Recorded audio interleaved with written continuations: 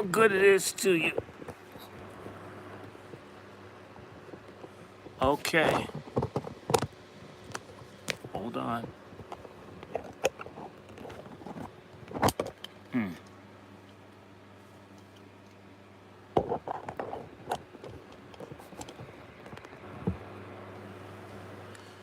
Wow.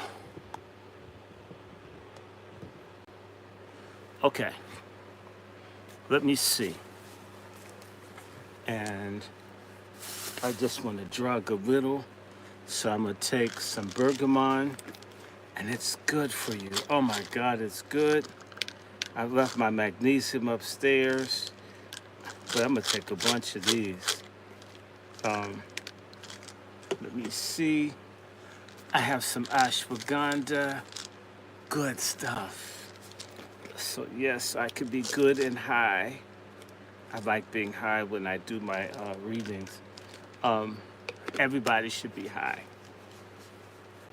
And all you people that smoke weed and all this other stuff that I don't do, I couldn't even handle the weed oil. I just can't believe people like getting high that way. That was stupid to me. I couldn't handle it. I got some guarana, and let me see, what else? Hold on. Where's something I can put this stuff in? I brought it downstairs instead of doing it up there. Where's my Shilajit? Here it is. Oh yes, Shilajit. Shilajit is just awesome.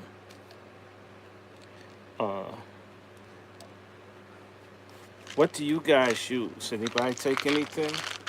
And I have some neck. I need to get another bottle. That's okay. I'm gonna get jacked up in here. I'm gonna be, and I'll add some moringa in there. Just take a whole bunch of pills. So I'm nice and zooted for Jesus. And I don't know, where's my white Jesus? It's somewhere around here. I'll find him. Or he'll find me. You can't hide from white Jesus. He knows where you are. And y'all know y'all like white Jesus too. Y'all had white Jesus in your family, your grandmother. Jesus got black in the 60s. That's when we got lost. We need to bring white Jesus back so black people can love each other and have a movement. Please come back, white Jesus. I miss you. Anyway.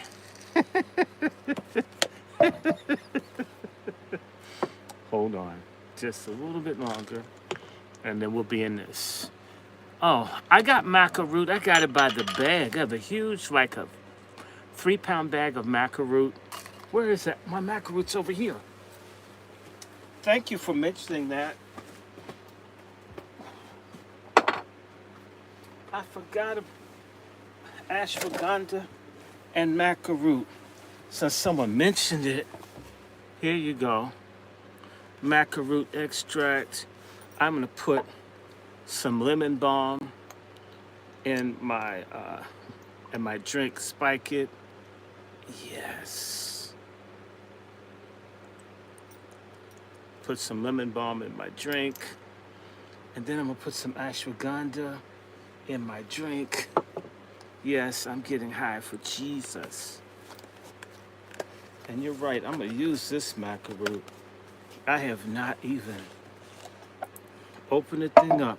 And let me get my ginseng. Then we can get busy.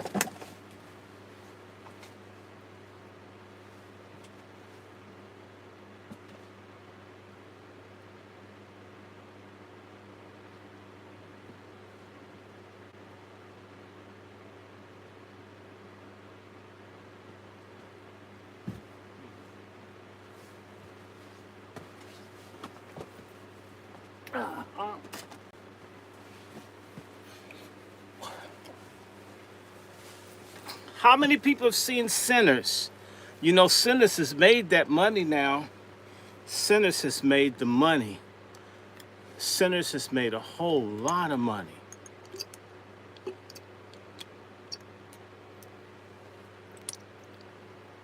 It's my ginseng. I'm getting from the bottom of the barrel. Yes, I need to be high for my audience. Our people are very unforgiving. We don't like when people don't do well. Okay, macaroon ashwagandha. Put a shot of that. It's decent. I still. Are you a Blackfoot Indian for real? I think that's cool. Okay.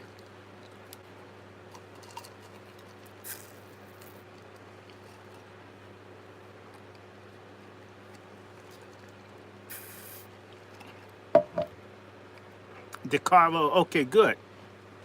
I got some Blackfoot. You're folk from Carolina, Nash County, Pitt County, Greene County. Where are your people from? I'm going to start doing genealogy next month. I believe everything will be more normal here. When your mom gets sick, it messes your world up.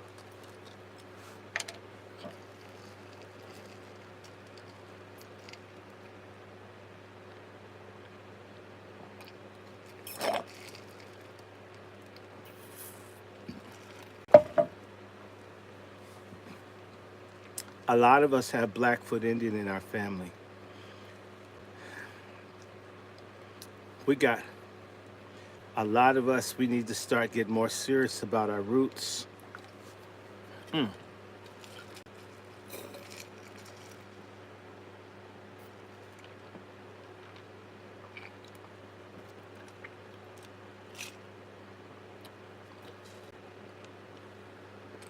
Judah,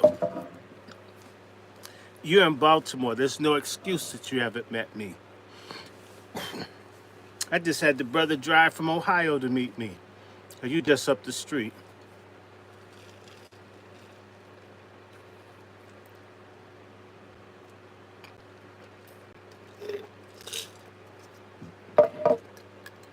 Judah, I'm off of Rhode Island Avenue. Rhode Island Avenue, Judah, is known as Baltimore Road. Yeah, but you need to, I'm talking about meet me and come to the city.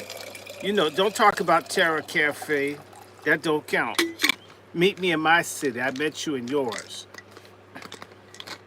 All right, y'all. And I want to let everyone know, I, once we clear this month of May, my mom's doing so much better. I just saw that she stole my coconut bars. We like coconut bars. She killed them, but at least she's alive, right? So I'm not gonna complain. I won't complain, right? It beats them being in the hospital. Oh, and one more thing. DHEA, do y'all use this? It's good. Please use it. Oop, oop, oop, oop, oop. I've been dropping this stuff like I am high. I'm not that high. That was bad coordination. Let me pick this up.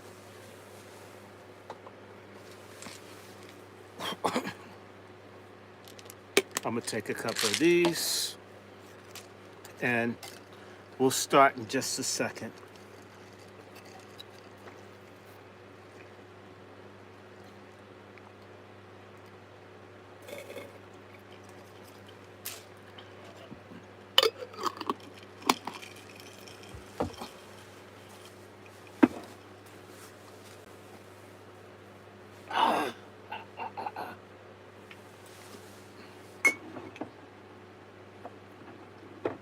Wow.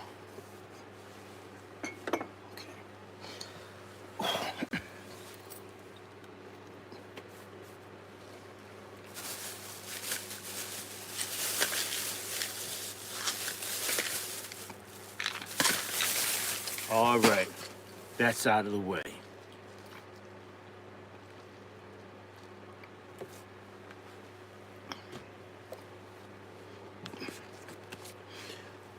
I want to remind everyone that August of this year will be 60 years since the urban rebellion that people call the Watts riot occurred, I was just a very small baby.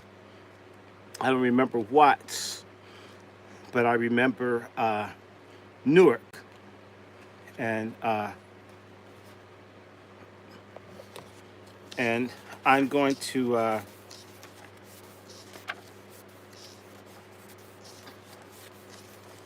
and racial violence is inevitable in this country.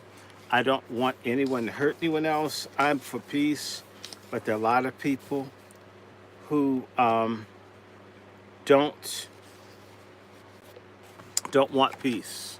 They want violence. They want war. They want hate, right? And they will stop at nothing to get it. And it's time for us to accept that. I mean, I don't want to hurt anyone. I don't want anyone to hurt anybody else, but I know other people don't care. We have to be realistic about that. And so I want everybody to start thinking about being safe.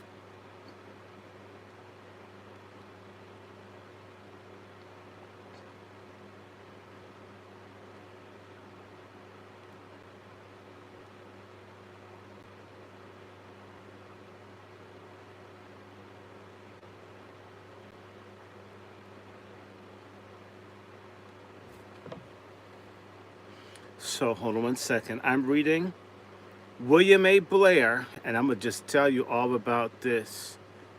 And this thing, I just saw something that made me mad in the book, and I'm going to tell you all about it. And something I should have had pointed out to me 30 years ago, and more than 30 years ago.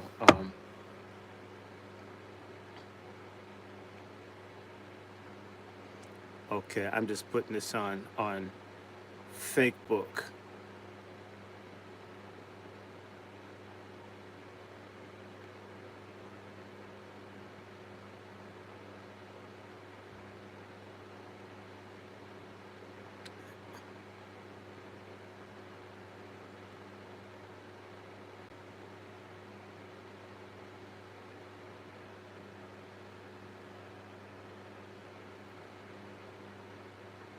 Okay, almost done.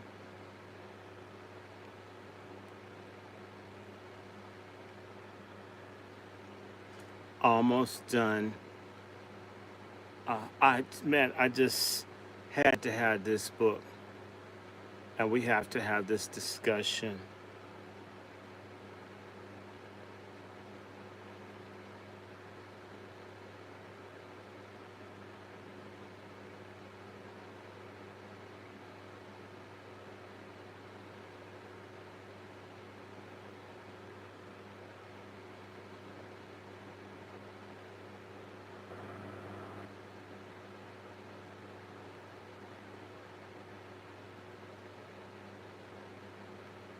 How many of you know that the people in St. Louis who've been destroyed by the tornado haven't gotten any help?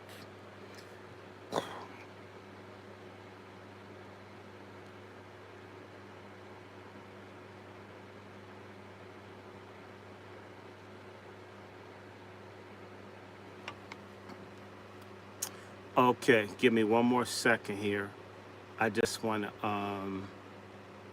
send this to some groups. Uh, ch- ch- ch- ch- ch-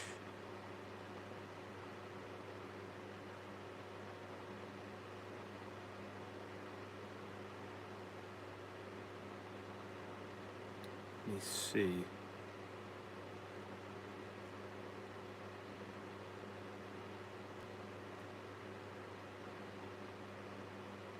Hmm.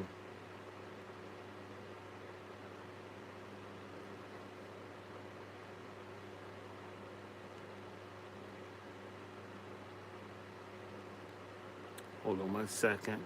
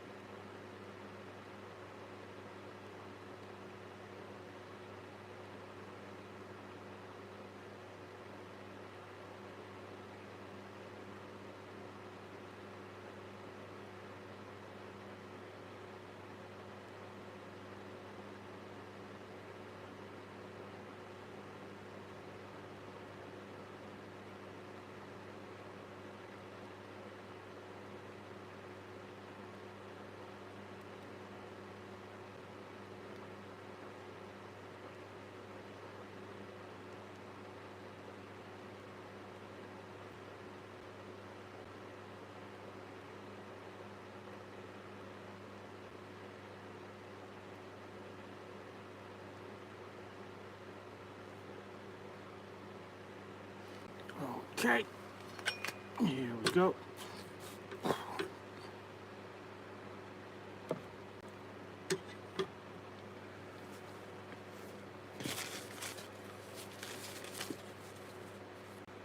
Okay, everyone, here we go. We're live all over the place. And I am thrilled to read for you once again. Oh, and let me share with you the book so everyone can see it and everybody can know about it. It's a real good book, and there are a couple of these. I'm going to do portions of it, but this book is called The Record of Murders and Outrages. I'm not going to read all of it, but I'm going to read some of it, and it's going to talk about what happened to black people supposedly when slavery ended. And again, please retweet this space. Please retweet this room. Take a moment to do that. I need people to like this. I get a lot of opposition because, and I just read in books, right? A lot of opposition to what I'm doing.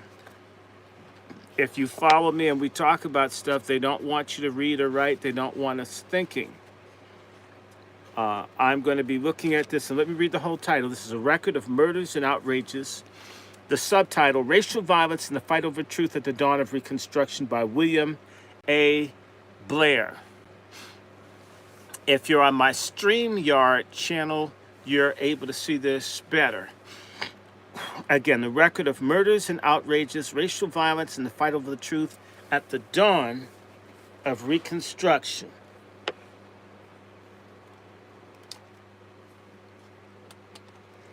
And this book is talking about people that were documenting the rapes, beatings, tortures. What most people, when we talk about reparations, a lot of people don't know that whenever you have a war, you have a post-conflict period. People don't really get into that. In fact, when they talk about Reconstruction, they don't really put in the context that Reconstruction wasn't just rebuilding the country, it was also ending the war because people were still fighting when the Civil War ended. People continued to murder and kill, in particular, black people all over the United States. I've seen figures as high as 30,000, at least 30,000 black people were murdered in cold blood when the Civil War ended in April 1865. That's a lowball number.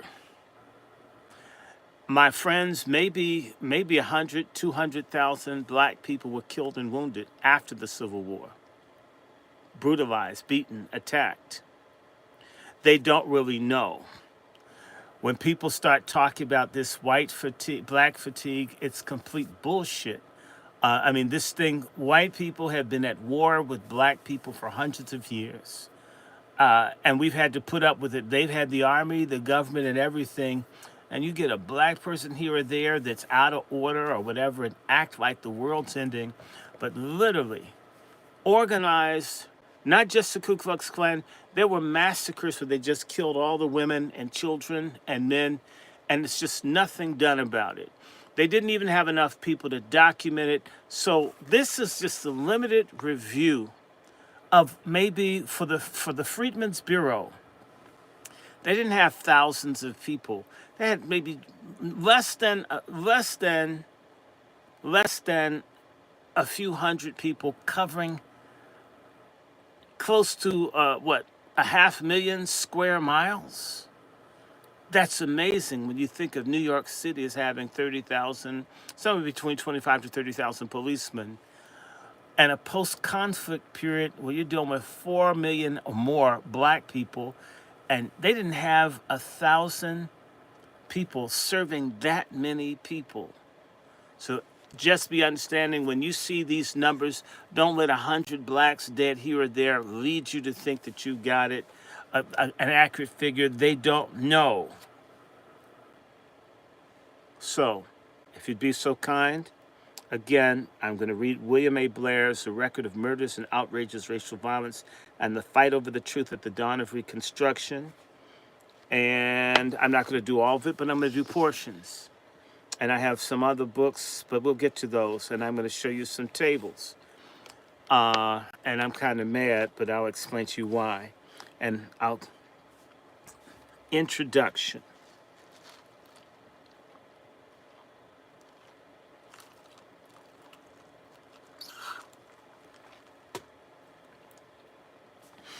While working on research for another project some 30 years ago, this guy's right after I left the University of Virginia, which is where he is, I took a break from cranking microfilm in Alderman Library at the University of Virginia. Walking through the stacks, I spotted reels from the National Archives containing material from the Bureau of Refugees, Freedmen, and Abandoned Lands, commonly called the Freedmen's Bureau. At that time, I thought the material might inform my thinking about the appropriate end point of my research, which potentially straddled on the end of the Civil War and the early days of Reconstruction. Taking one reel back to my reader, I threaded through the spool and stopped at a title page that read, Records Relating to Murders and Outrages. The title startled me. Such powerful words in the government record dating from that era made it clear that its creators were reporting bona fide atrocities. And inclusion within the Freedmen Bureau's archives indicated that African Americans had been the targets. But who had originated the reports and for what purpose? Had they helped bring the perpetrators to justice, or did the material present another example of information gathered by bureaucracy only to be filed and ignored in the bowels of the government archives? It turned out that the records relating to the murders and outrages were central to one of the most important conflicts of the Reconstruction era, a conflict that was at its heart a war over trustworthy information. The thousands of pages that make up the records that reveal the federal agents gathered intelligence to prove the pervasiveness of racial conflict and violent atrocities against the freed people of the Reconstruction South. The moment was awash in debate and confusion, particularly about the accuracy of the news that had begun to emanate out of the former Confederate states about such atrocities. In the first months after the end of the Civil War, disputes over information raged along partisan lines. Democrats and conservative Republicans accused the radicals in Congress of distorting the extent of the criminal behavior perpetrated by white Southerners. The critics alleged that the radicals fabricated or exaggerated the stories of violence in order to send the military into the South on a supposed mission of mercy that hid a baser motive to expand the party's base to black manhood suffrage. And a media landscape that was partisan as the halls of government, Democrats and conservative Republicans refused to believe the correspondence from opposing newspapers about the lawlessness. Doubters also rejected the testimony from witnesses that delivered before congressional committees under oath and denied the existence of the Ku Klux Klan. Even when confronted with seemingly hard evidence, critics dismissed the murders, rapes, assaults, and other outrages on black people as either cultural or social conflicts rather than struggles over political power to maintain white supremacy. They claimed that if black Americans experienced crime, it was nothing more than the usual violence occurring everywhere in America, including between white people. They also claimed without proof that white people were more often the victims of outrages perpetrated by black people. I'll read that again. Including, they also claimed without proof, just like they do today, that white people were more often the victims of outrages perpetrated by black people. Even right after slavery, white people are the victims. Right after slavery, whites are the victims, not the slaves, not the ex-slaves. In an effort to produce unmistakable evidence, officers of the Freedmen's Bureau, stationed in southern communities after the Civil War, documented racial violence to show that the former rebels persecuted freed people and white Republicans through terrorism. Without the knowledge of President Andrew Johnson, which means the president, a racist bastard from Kentucky, against the president's wishes. They began to collect the data and eventually leaked it to the radical Republicans in the Senate. Their efforts contradicted Johnson's policies that supported the passage of legislation for the military rule of the South. The records also make it clear that black people laid their lives on the line to supply documentation. White supremacists resented the Freedmen's Bureau in their communities and used all forms of intimidation, including murder, to prevent African Americans from testifying about the injustices they faced. Freed people encountered a law enforcement system stacked against them in civil courts that failed to prosecute the criminals who perpetrated acts against them.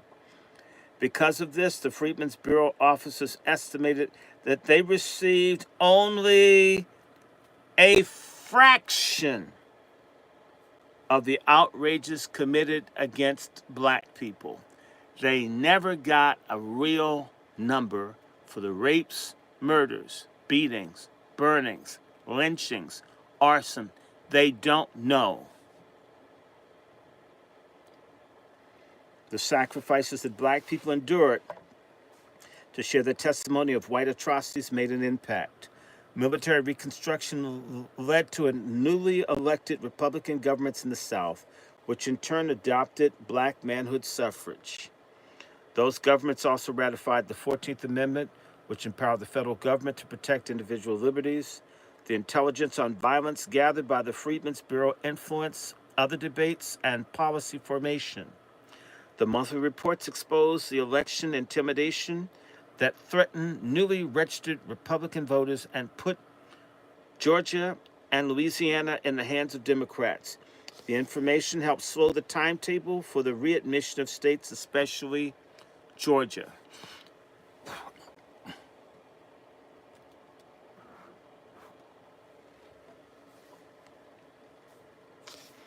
But the story behind this record also exposes how difficult it has been to overcome white disbelief, and the scope of racist violence against black people. These days, we coons can't acknowledge how much we're hated. We're the sickos. After all of this and you don't get it, you deserve to be lynched, to be as stupid as many of us are right now. White disbelief in the scope of racist violence against black people.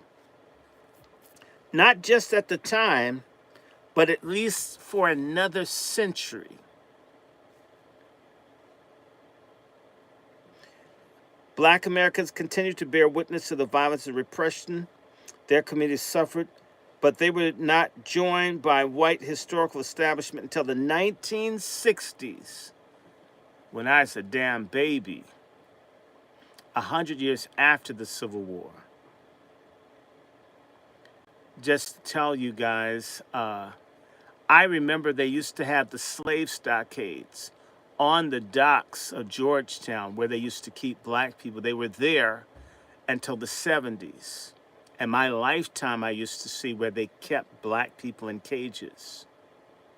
Houses with no windows where blacks were kept to keep them from killing themselves. And I'm not 100 years old. It's terrible what we've been through. Listen to this again. We're not joined by the historical establishment until the 1960s, when scholars increasingly saw the truth about violence and revealed in the archives. White people turned a black eye to the mass murder of black people for 100 years, and they're ready to do it again. By the 1980s, historians using the reports of outrages produced important studies of Reconstruction violence. Nearly every historian of Reconstruction since has consulted the Freedmen's Bureau record for its catalog of white atrocities.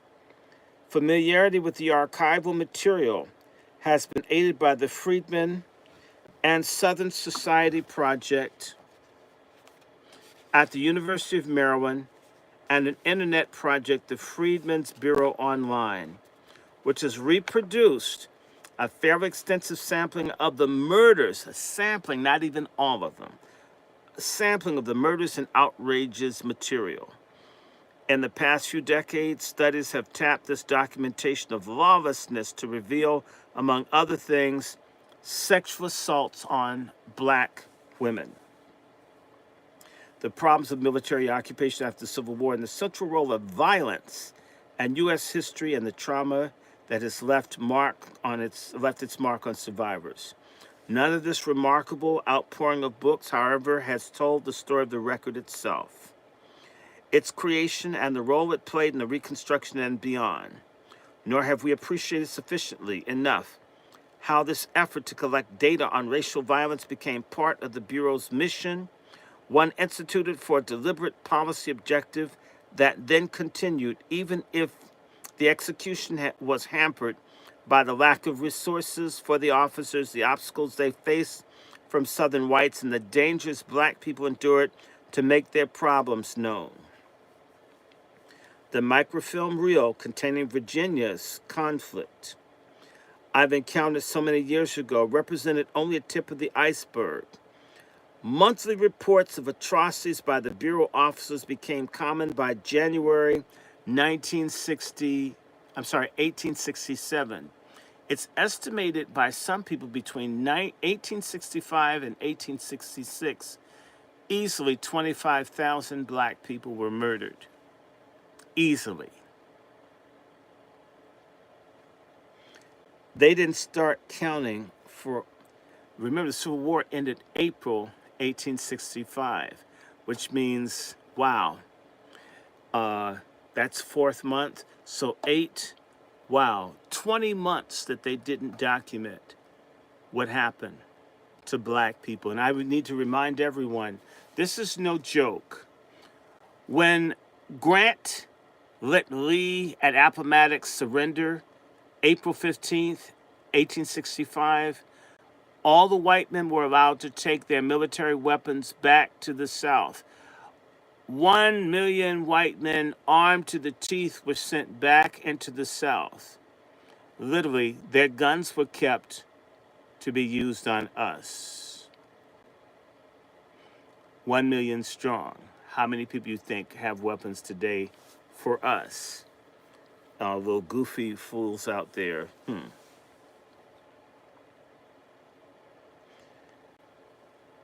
Officers also collated what they could from earlier information, which was, of course, sporadic and imperfect. So they never really, there's a hidden genocide of black people that no one talks about. We should find out. Someone that's young should try to find out how many people got killed. And the reporting continued month by month until the bulk of the officers had largely withdrawn from the South at the end of 1868. I need to tell you, down in Louisiana, easily they killed maybe 4,000 people in 1868 alone. In one county, they killed close to 2,000. So imagine how many other people they killed in Louisiana alone. It's a lot of killing. There's a lot of reasons old black folks in my family, you have no idea, I'm into genealogy, just learning how the older people just wouldn't talk about anything. I finally met some people that will talk. In the last couple of days, everything's a secret. How everybody had to have guns just to deal with these unhinged Karens that you see on camera phone now. Imagine white men with guns rolling up on you and them just shooting you down, not just calling you nigger, but killing you. And it's just the way it was. We've lived with extreme terrorism. We should get reparations for what they did after slavery. So they stopped in 1868. But mind you, Reconstruction into 1877, which means for the next 9 years, they didn't count anymore, really, of black folks being mass killed. And it got so bad, they passed the Ku Klux Klan Act in 1870, 1871. In fact, those Ku Klux Klan Act, the Ku Klux Bills, should protect us from police violence today. But I'm going to say to you, full of shit black lawyers, full of shit black civil rights organization, full of shit of black elected officers because they're not officials. No one has held these people to the law to protect our lives. Not in 150 some odd years. Not in 155 years. It's a damn disgrace. Actually, 155 years. It's just crazy. This is crazy. The product of this labor today fills 9 microfilm reels, cataloging violence in 8 states and the District of Columbia. 8 states means they didn't cover all of the South. Some of the South.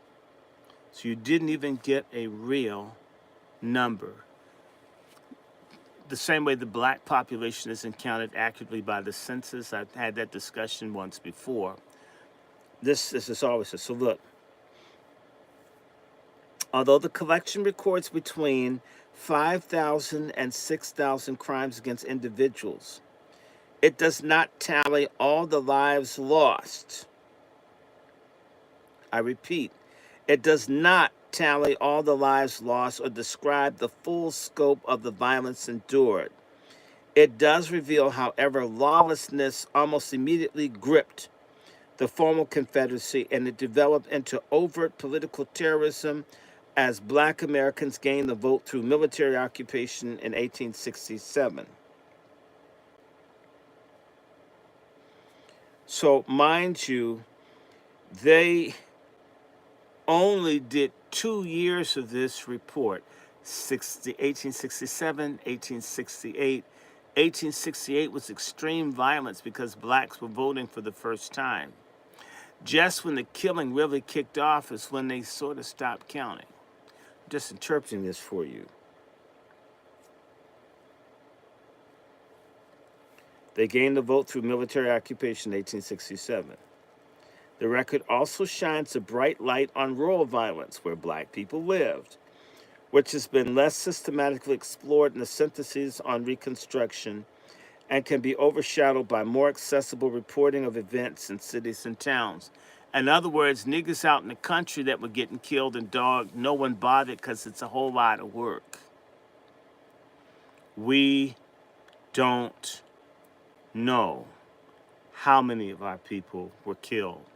So you wonder why people moved north? It wasn't just that they're tired of picking cotton. You're tired of getting killed, tired of getting raped, tired of getting burnt out, tired of folk just doing stuff. And that endured. Basically, the Great Migration for black people ended about 1970. But black folks started trying to get away from rural areas at the end of the Civil War, and that lasted literally until I was a little boy. There were still people moving from the South in the early 70s here to D.C.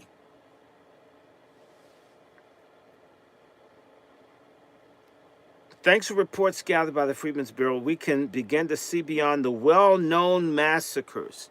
See, there are ones that you know in Memphis and New Orleans in 1866, and into the violence committed by night riders, the Ku Klux Klan, and political terrorists in the countryside. There are other groups, like the Red Shirts in South Carolina. But, someone needs to do that book. Despite the racial violence that historians have exposed over the past several decades, public impressions of Reconstruction may yet remain more greatly influenced by those who rejected the lawlessness as part of this history. Over the years, movies such as Birth of a Nation and Gone with the Wind, popular books and textbooks joined with biased academic histories to indoctrinate white Americans with erroneous ideas about law and order and the post-Civil War South. Concerns remain about the lack of public knowledge of the era, especially how, in the words of the Equal Justice Initiative, the deadly attacks for the first years of freedom paved the way for a later era of racial terrorism that employed lynching to solidify Jim Crow policies and practices. The extent of atrocities has remained imperfectly represented in public memory. The proof of what really happens lies in the records relating to murders and outrages. Shall I read on? That's the introduction.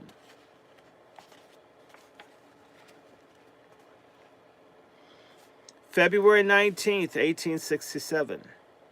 Senator Henry Wilson of Massachusetts presented to his colleagues a chilling list of atrocities that had been committed against black people in the conquered South. As chair of the Military Affairs Committee, he supplied evidence that the Civil Rights Act of 1866 was not being enforced and argued that the North needed to enact martial law to protect white and black loyalists. Reading from a little book, the senator announced that 375 freedmen had been murdered from April to December 1866. Another 556 had been victims of outrages, a term for assaults, fraud, arson, robbery, rape, and other crimes. He broke down the violence by states, indicating the widespread lawlessness while showing Texas as the epicenter of the tremors rocking the former Confederacy, the home of Juneteenth, by the way, people. Wherever possible, he named the perpetrators and the victims. Wilson's data represented a change in how the radical Republicans in the Senate supported their arguments for military control of the South. Instead of referring to private letters from anonymous people or accounts from partisan press, the senator relied on the Freedmen's Bureau for specific details of criminal behavior. He did so to counter the opposition's tendency to dismiss news of atrocities as false. For roughly a year and a half after the end of the Civil War, Republicans had tried to convince the nation that the former Confederates were employing egregious acts of violence to maintain white supremacy and limit the changes wrought by the Union victory. But their efforts faced an uphill fight against racism and a diverse partisan climate. Democrats and some Republicans opposed those who sought to remake the nation's racial order and refused to accept the reports of atrocities committed against black people. Republican Senator James R. Doolittle of Wisconsin was typical. A conservative who started out his political career as a Democrat, he insisted that his fellow Republicans exaggerated the situation to discredit Southern governments. He called the reports of violence absolutely unqualifiably and wickedly false. On the other side of the debate, radical Republicans argued that the Johnson administration misrepresented information on outrages, understating them so that the Northern Democrats could quickly restore their alliance and a national party with the Southern whites. Massachusetts Senator Charles Sumner, a leading radical just months after the war, accused no less than the President of the United States of whitewashing news of atrocities. The political struggles over Reconstruction promptly featured arguments over the truth behind information. Republicans believed that racial violence presented an increasing problem, yet no one had reliable data on the extent of atrocities, which left matters open for debate. Did the United States need to send troops into the former Confederacy to try to keep peace as they forced the South's ratification of the 14th Amendment and suffrage for black men? Or were the rebels, as the Johnson administration alleged, acquiescing to the terms of reunion? Northern opinion sharply divided over whether violence existed to the degree that demanded military intervention. News from correspondents in the South invariably fell along partisan lines, supporting the arguments of either side. Radical Republicans eventually reached out to the United States military stationed in the South to prove that they had their fingers on the pulse of the situation. Wilson's information came not from newspapers or anecdotal rumor, but from a network of military officers and African Americans who bore witness to the atrocities committed by former rebels. The collaboration started at the grassroots level, linking free people and local officials of the Freedmen's Bureau. The chain extended to prominent military officers, including Ulysses S. Grant, the General-in-Chief of the Army, and General Oliver Otis Howard. By the way, that's where you get Howard University from. And the Commissioner of the Freedmen's Bureau, all the way to the Secretary of War, Edwin Stanton, who leaked it to the Senate. Together, these hands created a government collection of the records relating to murders and outrages. Peace left unresolved questions about the rebels, whether they had accepted the verdict of the war about slavery and secession, whether they had wished to rejoin the Union as law-abiding citizens, and whether they could live harmoniously with newly freed Black Americans. Uncertainty existed about what Northerners call the Southern feeling, a shorthand for whether white Confederates had accepted federal authority. Abolitionists, radical Republicans, and Northern Black people heard rumors that emancipation had escalated racial hostilities. Courts generally prohibited Black testimony against white people. It seemed important to the radicals that Black men voted not only because it was right, but also because it gave them influence with state governments to protect their civil rights and personal well-being. Black manhood suffrage supporters maintained ensured that old rebel element did not resume positions of power uncontested.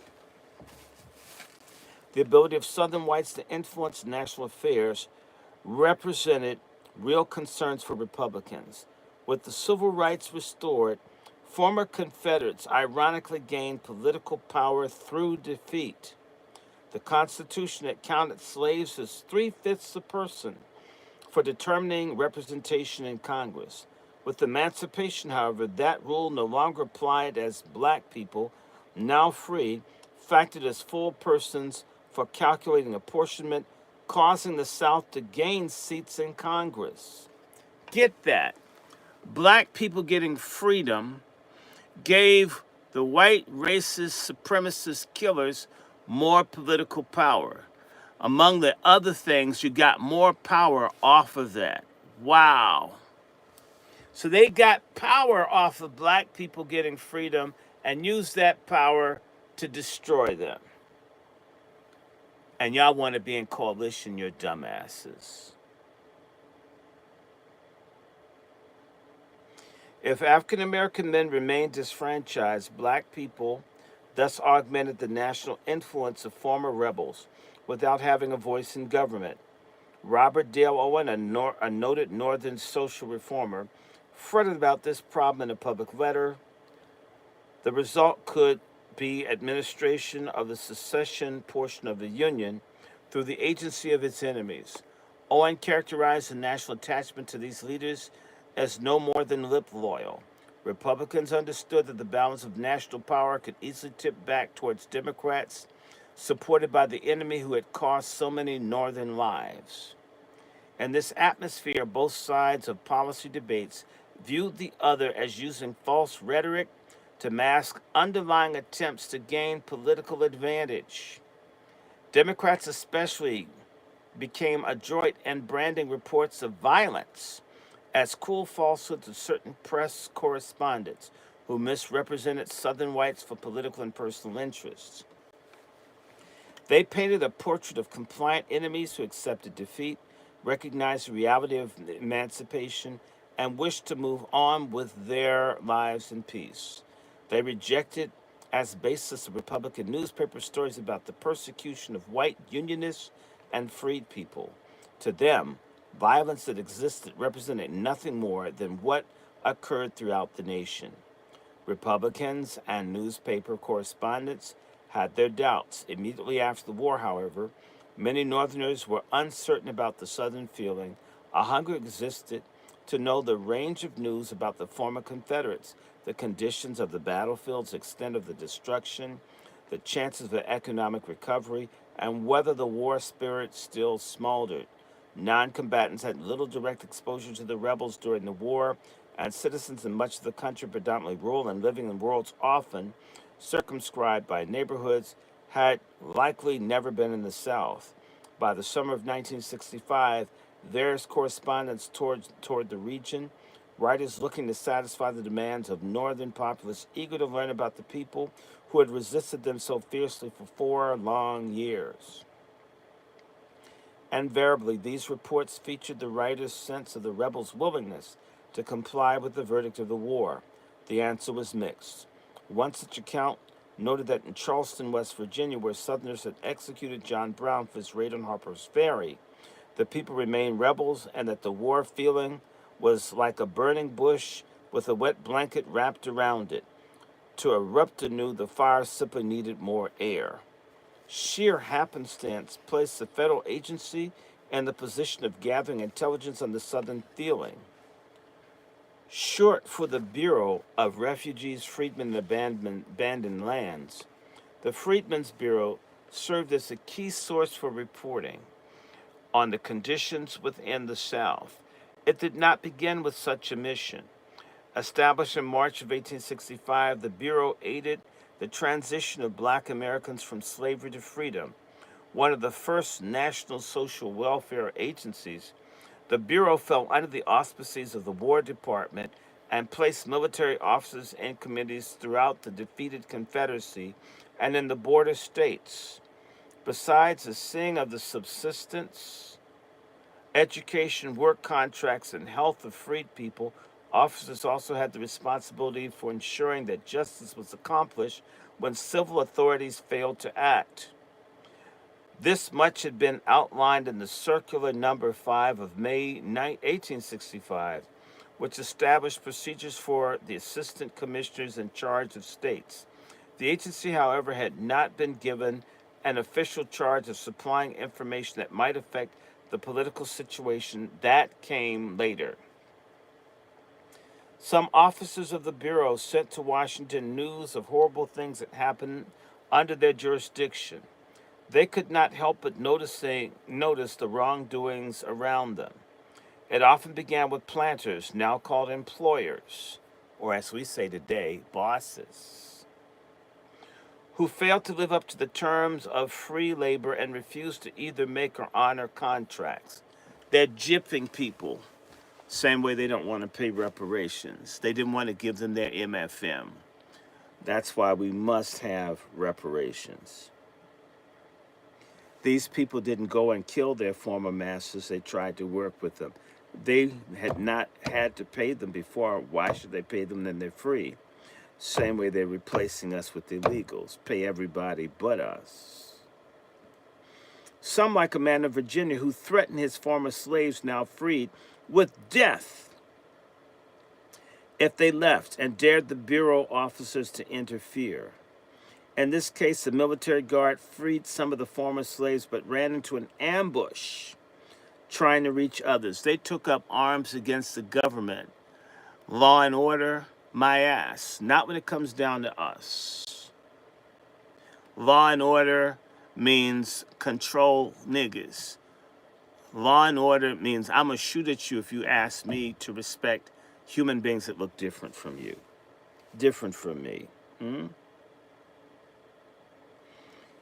This and other descriptions of coercion crept into the correspondence that made its way up from the sub-assistant commissioners stationed in the counties to the assistant commissioners in charge of states, and then to the commissioner, O.O. Howard, who supervised the Bureau from Washington. The report was not as consistent as it later became. Officers did not follow a format. They may or may not have indicated particulars of outbreaks. As often as not, newspapers and politicians used reports by military officers that described outrages in a general fashion, speaking of areas of concern rather than offering individual details.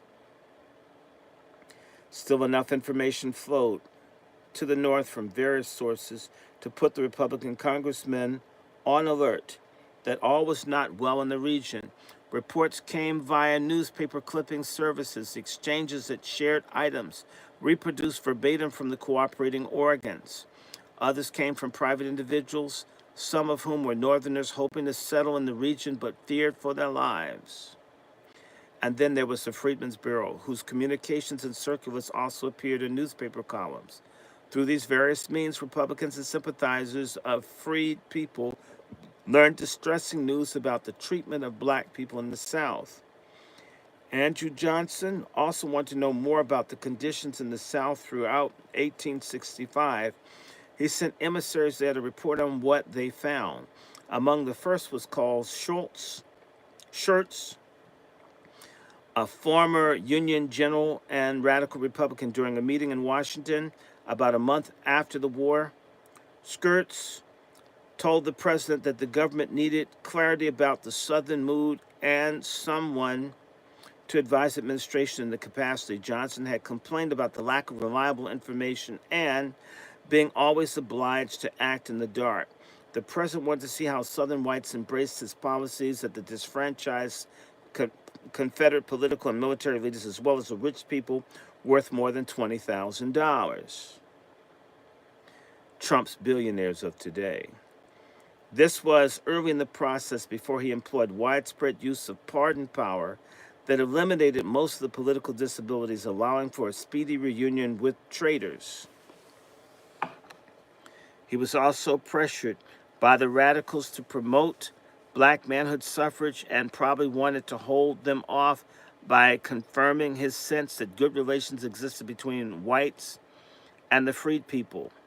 Schurz warmed to the job as he was recognized that his mission would undercut the president's ability to say that he had crafted policies based on incomplete information. Stanton also encouraged him to assume the task, stressing its importance. Schurz remained in contact throughout his tour with Charles Sumner, who urged the ex-general not only to publish a report but to deliver speeches on his findings. They hoped to pressure the president into adopting their position.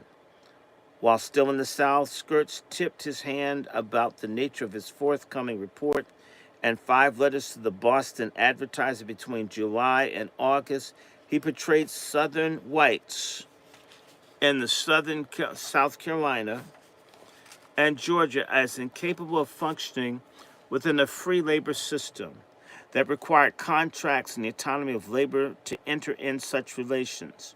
Southern whites, he wrote, doubted that the freedmen would work without physical coercion.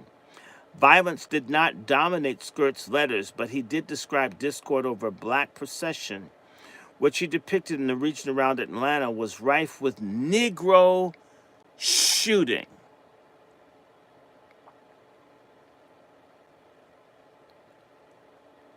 Negro shooting, or as we say, nigger hunting. Whites going around and just shooting and killing black people for fun. He considered the former Confederacy unfit for resuming normal political relations and predicted that the underlying tensions promised that extensive violence lay ahead as federal troops withdrew. The Democratic press characterized his reports, whether from Schurz or others, as fraudulent, designed to cover ulterior motives. The Albany Argus ran the headlines misrepresenting the South, claiming that agitators lied about Southern people's resistance because the accusers intended to keep alive sectional hatred and to drive the people into extreme measures. When held to scrutiny, the writer maintained the yarns proved to be manufactured out of whole cloth to accomplish a wicked purpose. The Alexandria Gazette said that Schurz's letters were calculated to do more injury than Schurz's mission is likely to do good. It criticized him for failing to perform his mission quietly and for instead leaking his material to the public before reporting to the War Department. Former Postmaster General Montgomery Blair was more pointed in charging Stanton and Company with employing swarms of hireling writers to misrepresent the South. Hireling is an old word which basically is the equivalent of motherfucker. Hireling back then is motherfucker. So I'll read it again.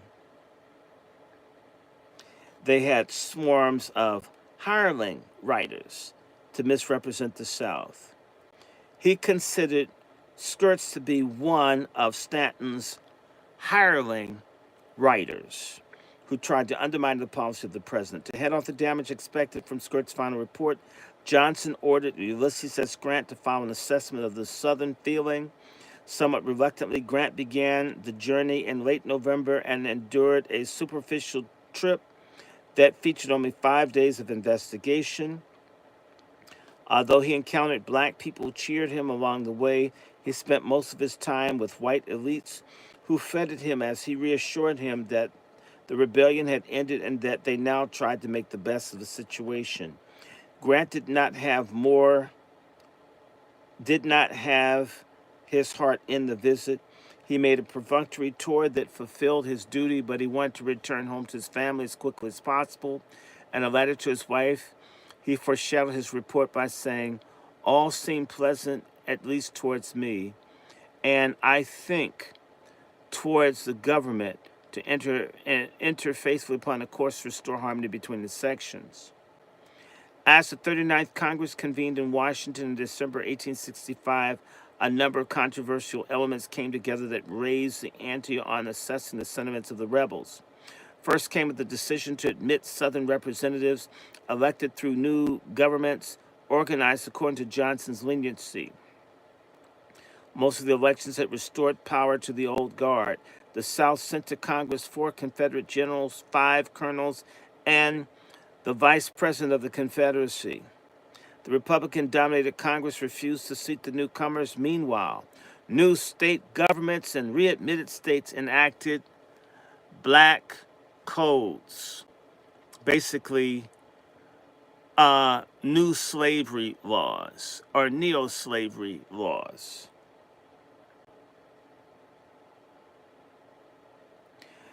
The black codes restricted black Americans' travel, employment, meetings, and other freedoms while denying them the right to vote, to testify in court, or to serve on juries.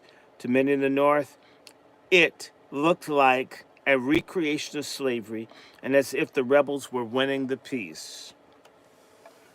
At the same time, the Republicans formed a committee consisting of 15 members, 9 from the House, 6 from the Senate, to conduct its own investigation into Southern conditions.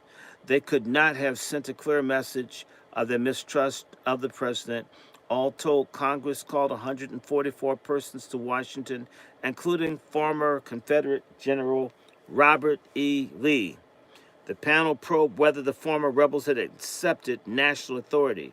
The congressman also asked about the treatment of the freed people and white unionists. The inquiry concluded that without the protection by the military, the free people could not live safely, nor could Union men, whether of Northern or Southern origin. The committee added, the deep-seated prejudice against color is assiduously cultivated by the public journals that lead to acts of cruelty. He's talking about the white media. Acts of cruelty, oppression, and murder, which the local authorities are at no pain to prevent or punish. In other words, they're encouraging violence against black people. The same way they do it right now. To address the problem, the committee framed recommendations that became the basis of the 14th Amendment to the Constitution. Yeah, I didn't know that. That was around the mass killing of black people. That's one of the reasons. Oh, we just wanted to do the Reconstruction thing. No, they understood. They're just killing people. 14th Amendment, which enabled federal government to enforce equal protection under the laws. Small wonder that on December 19th, the reports of Skirts and Grant, introduced officially to Congress by an overview from the president, sparked an inflammatory debate that revealed the divide between the parties over how to describe the attitudes and actions of former rebels, especially as it concerned the ability of white unionists and black people to live their lives in peace. Johnson asserted the former Confederates had reorganized the state governments and had yielded to the laws of the United States with more willingness and greater promptitude than, under the circumstances, could reasonably have been anticipated. a position spread throughout the country by friendly newspapers. Moreover, with the exception of Mississippi, the governments had ratified the 13th Amendment that ended slavery. Many of you need to know that Mississippi did not end slavery on its books until the 1990s. Some of you guys were alive. We ain't free fools.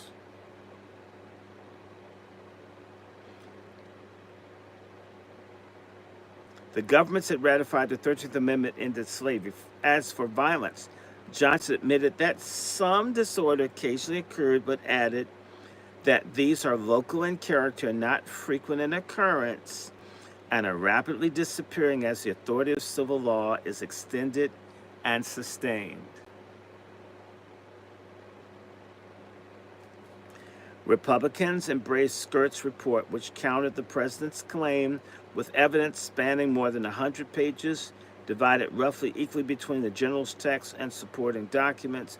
Although Skirtz conceded that the rebellion was largely over, that no fighting threatened between conventional armies, hatred between the sections had not abated, he heard enmity expressed towards Union soldiers.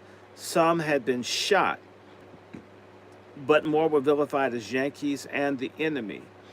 He feared the rapid return to power of men who only recently had engaged in a bitter war against the United States.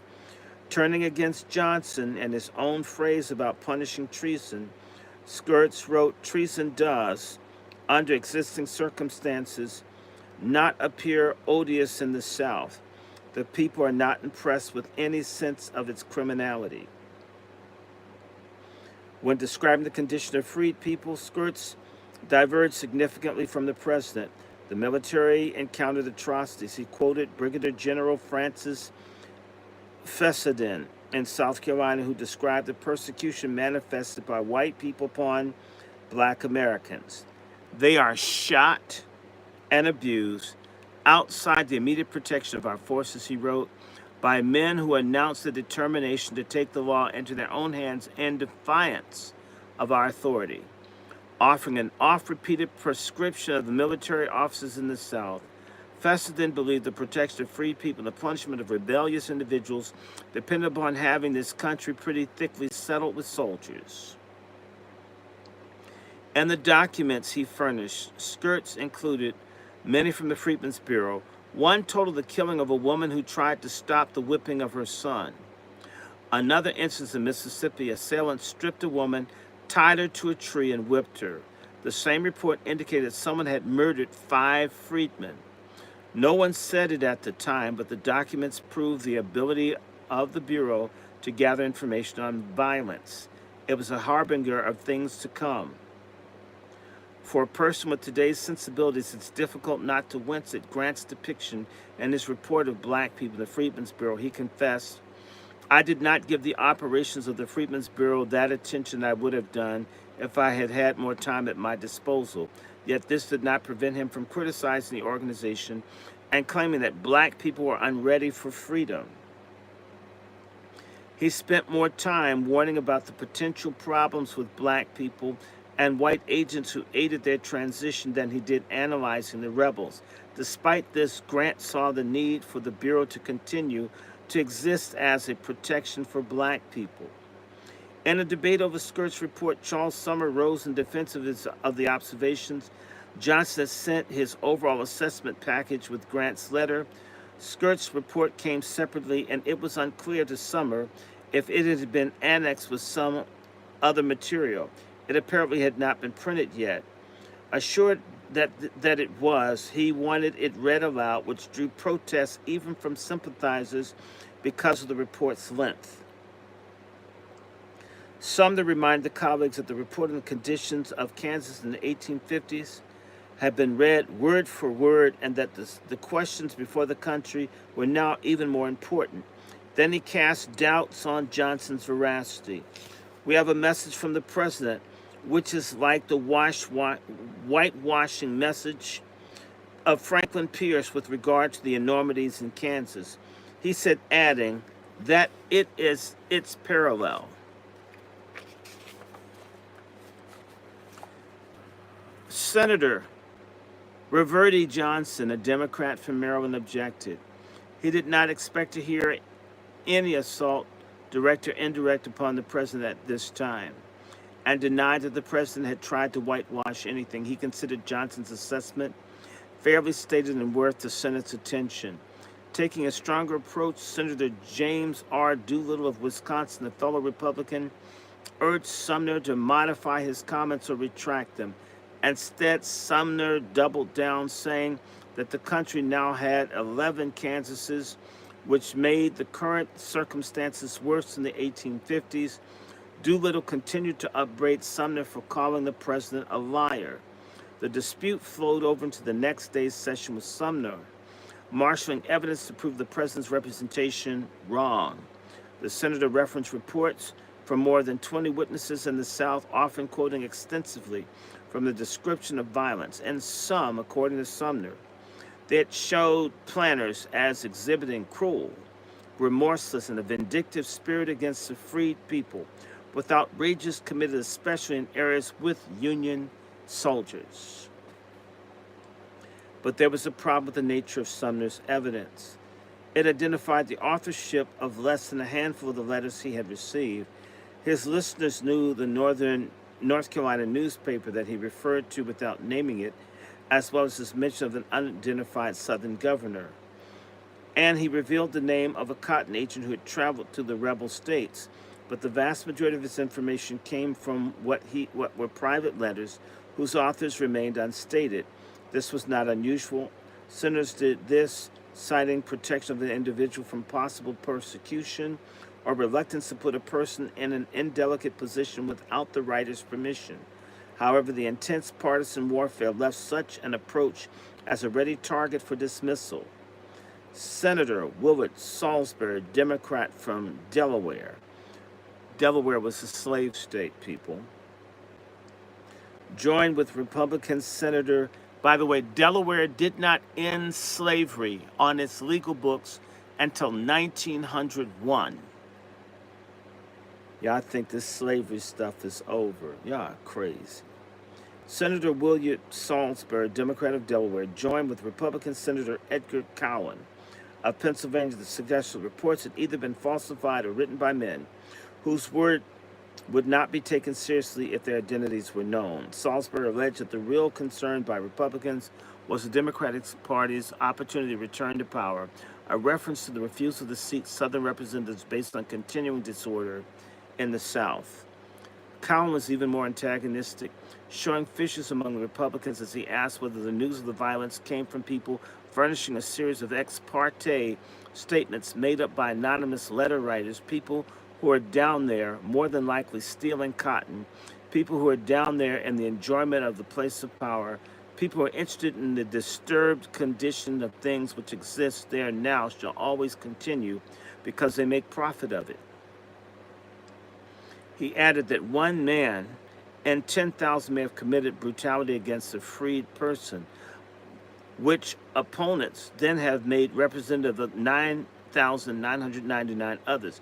He hinted that Sumner deviously could have sent his own emissaries into the South to gather evidence from knaves and fools and discontented. When Sumner denied that he had read from anonymous letters, he knew who had written them. Cowan blurted out, "They are anonymous so far as we are concerned, and I commend the senator's prudence in keeping the names of their writers from the public, because I have no doubt that if their names were known, they would not be considered of much importance." Sumner remained a lightning rod for criticism, that he supposedly manufactured lies and letters that he wrote himself, passing them off as opinions of unnamed witnesses. More than a year later, during a different political controversy, a Cincinnati writer cautioned readers not to trust Republicans, even if they took an oath when testifying before legislative bodies. Such oaths had no moral binding, the writer asserted, because Republicans considered them part of a political investigation, giving them a license to lie. The newspaper took on Sumner more directly with biting commentary. And by the way, this is Cincinnati. I need to remind everybody, in Cincinnati in 1841, black people had a Wall Street in Cincinnati. The white people attacked 2,000 white people. White men attacked 1,500 black people. The black men resisted. They were rounded up and put in jail. and they proceeded to bomb the black community with cannons in 1841 in Cincinnati. Cincinnati was a slave catcher's paradise. And to this day, Cincinnati is a super racist, almost border state just across the river from Kentucky. It's super racist. It's super backwards. Just want to say that to you. This case of Rodney Hinton Jr. So there's certain places in the country that are nastier than others. Let me go back and say, such oaths have no moral binding. The writer asserted because Republicans consider them part of a political investigation, giving them the license to lie. The newspaper took on Summer more directly with biting commentary and claimed that he can sit in his room and write letters to himself purporting to come from loyalists in the South, giving terrible pictures of murders and outrages by rebels on white and black loyalists, and produce the same letters before the Senate as general productions withholding the names of the alleged writers. In other words, he had been a habitual forger. Consequently, as 1865 came to a close, just who told the truth about the conditions within the South, a radical like Skirts, a moderate like Grant, or a conservative like Johnson, could seem debatable. To resolve the uncertainty, the Republicans looked to a more authoritative information to justify their eventual policy to establish military rule in the former Confederacy. In the next year, brought numerous examples as the Army, the Freedmen's Bureau, and radicals in Congress refined their means of reporting on atrocities. Not long after the dispute over his report, Grant showed signs of doubting his position. He apparently said as much to Skirts, who told his wife Grant feels very bad about his thoughtless move, and openly expressed his regrets for what he had done. Racist. It is not clear what triggered his next move shortly after the report hit Congress, whether the general initiated the action based on his changing attitudes or answered a request from the president to gather better intelligence on Southern feelings. In any event, Grant sought details of violence. On Christmas Day, he telegraphed generals in command of military departments in the former Confederacy to report all known outrages occurring within your command since the surrender of the rebel armies committed by white people against black people, and in reverse. He wanted this information as soon as possible. Reports from the field proved that African Americans needed protection. His subordinates had compiled a table organized by military departments of assaults, larceny, which means white folks stealing from slaves, ex-slaves, murders, disorderly conduct, and drunkenness. At the time, the officers did not supply the dates of the incidents, locations of the crimes, or the name of the victims and perpetrators that became typical in the Freedmen's Bureau reporting. Yet the numbers were revealing. Officers had scraped together from unknown sources that 44 black Americans had died at the hands of white people. More significantly, not one black person had killed a white person. White people had instigated a little more than 60% of all assaults, meaning that violence was decidedly one-sided. Grant forwarded the details to President Johnson without comment. It was unclear whether he received a response or whether the information found a use. The statistics on murders seemed low for a span of roughly 8 months, but the information had been patched together quickly and probably with little input from the Freedmen's Bureau.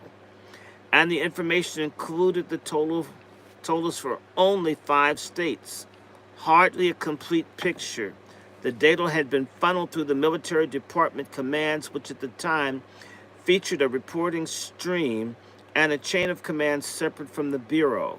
Military commanders sent information directly to Grant. The Freedmen's Bureau information, meanwhile, flowed to the Commissioner Howard and then to Secretary Stanton, bypassing the General-in-Chief. Grant hated this command structure for its lack of efficiency and for allowing too much independence to Bureau agents. In his letter to Johnson, he singled out the lack of discipline among the Freedmen Bureau agents who operated independently without answering to the military commander in the region. He eventually consolidated the command structure, but the circumstances meant that his tally of murders understated the outrages, especially since neither the Army nor the Bureau had yet adopted the habit of collecting data. They weren't even recording what they were supposed to record. Always eager to serve his superior officer, Howard immediately ordered tours by Freedmen Bureau personnel throughout the former Confederacy to correct the evils Grant had mentioned. The responses appeared within a government document requested by Congress in March 1866 to bolster arguments for the continuing of the Freedmen's Bureau, which had a one-year term requiring annual renewal. Let me just stop there. Black folks have been slaves for over 100 years. To help them adjust to all they went through, they only had 1 year. And each year, ain't that some shit? These illegals who've come in here have gotten help for 4 years in the country unlawfully, but the people who built it were subject to an annual 1 year thing. They didn't even stay at it that long. Short window. We never got repaired. We never got the reparation. We never got it. I mean, 1 year. 1 year. 4 or 5 million people, 1 year.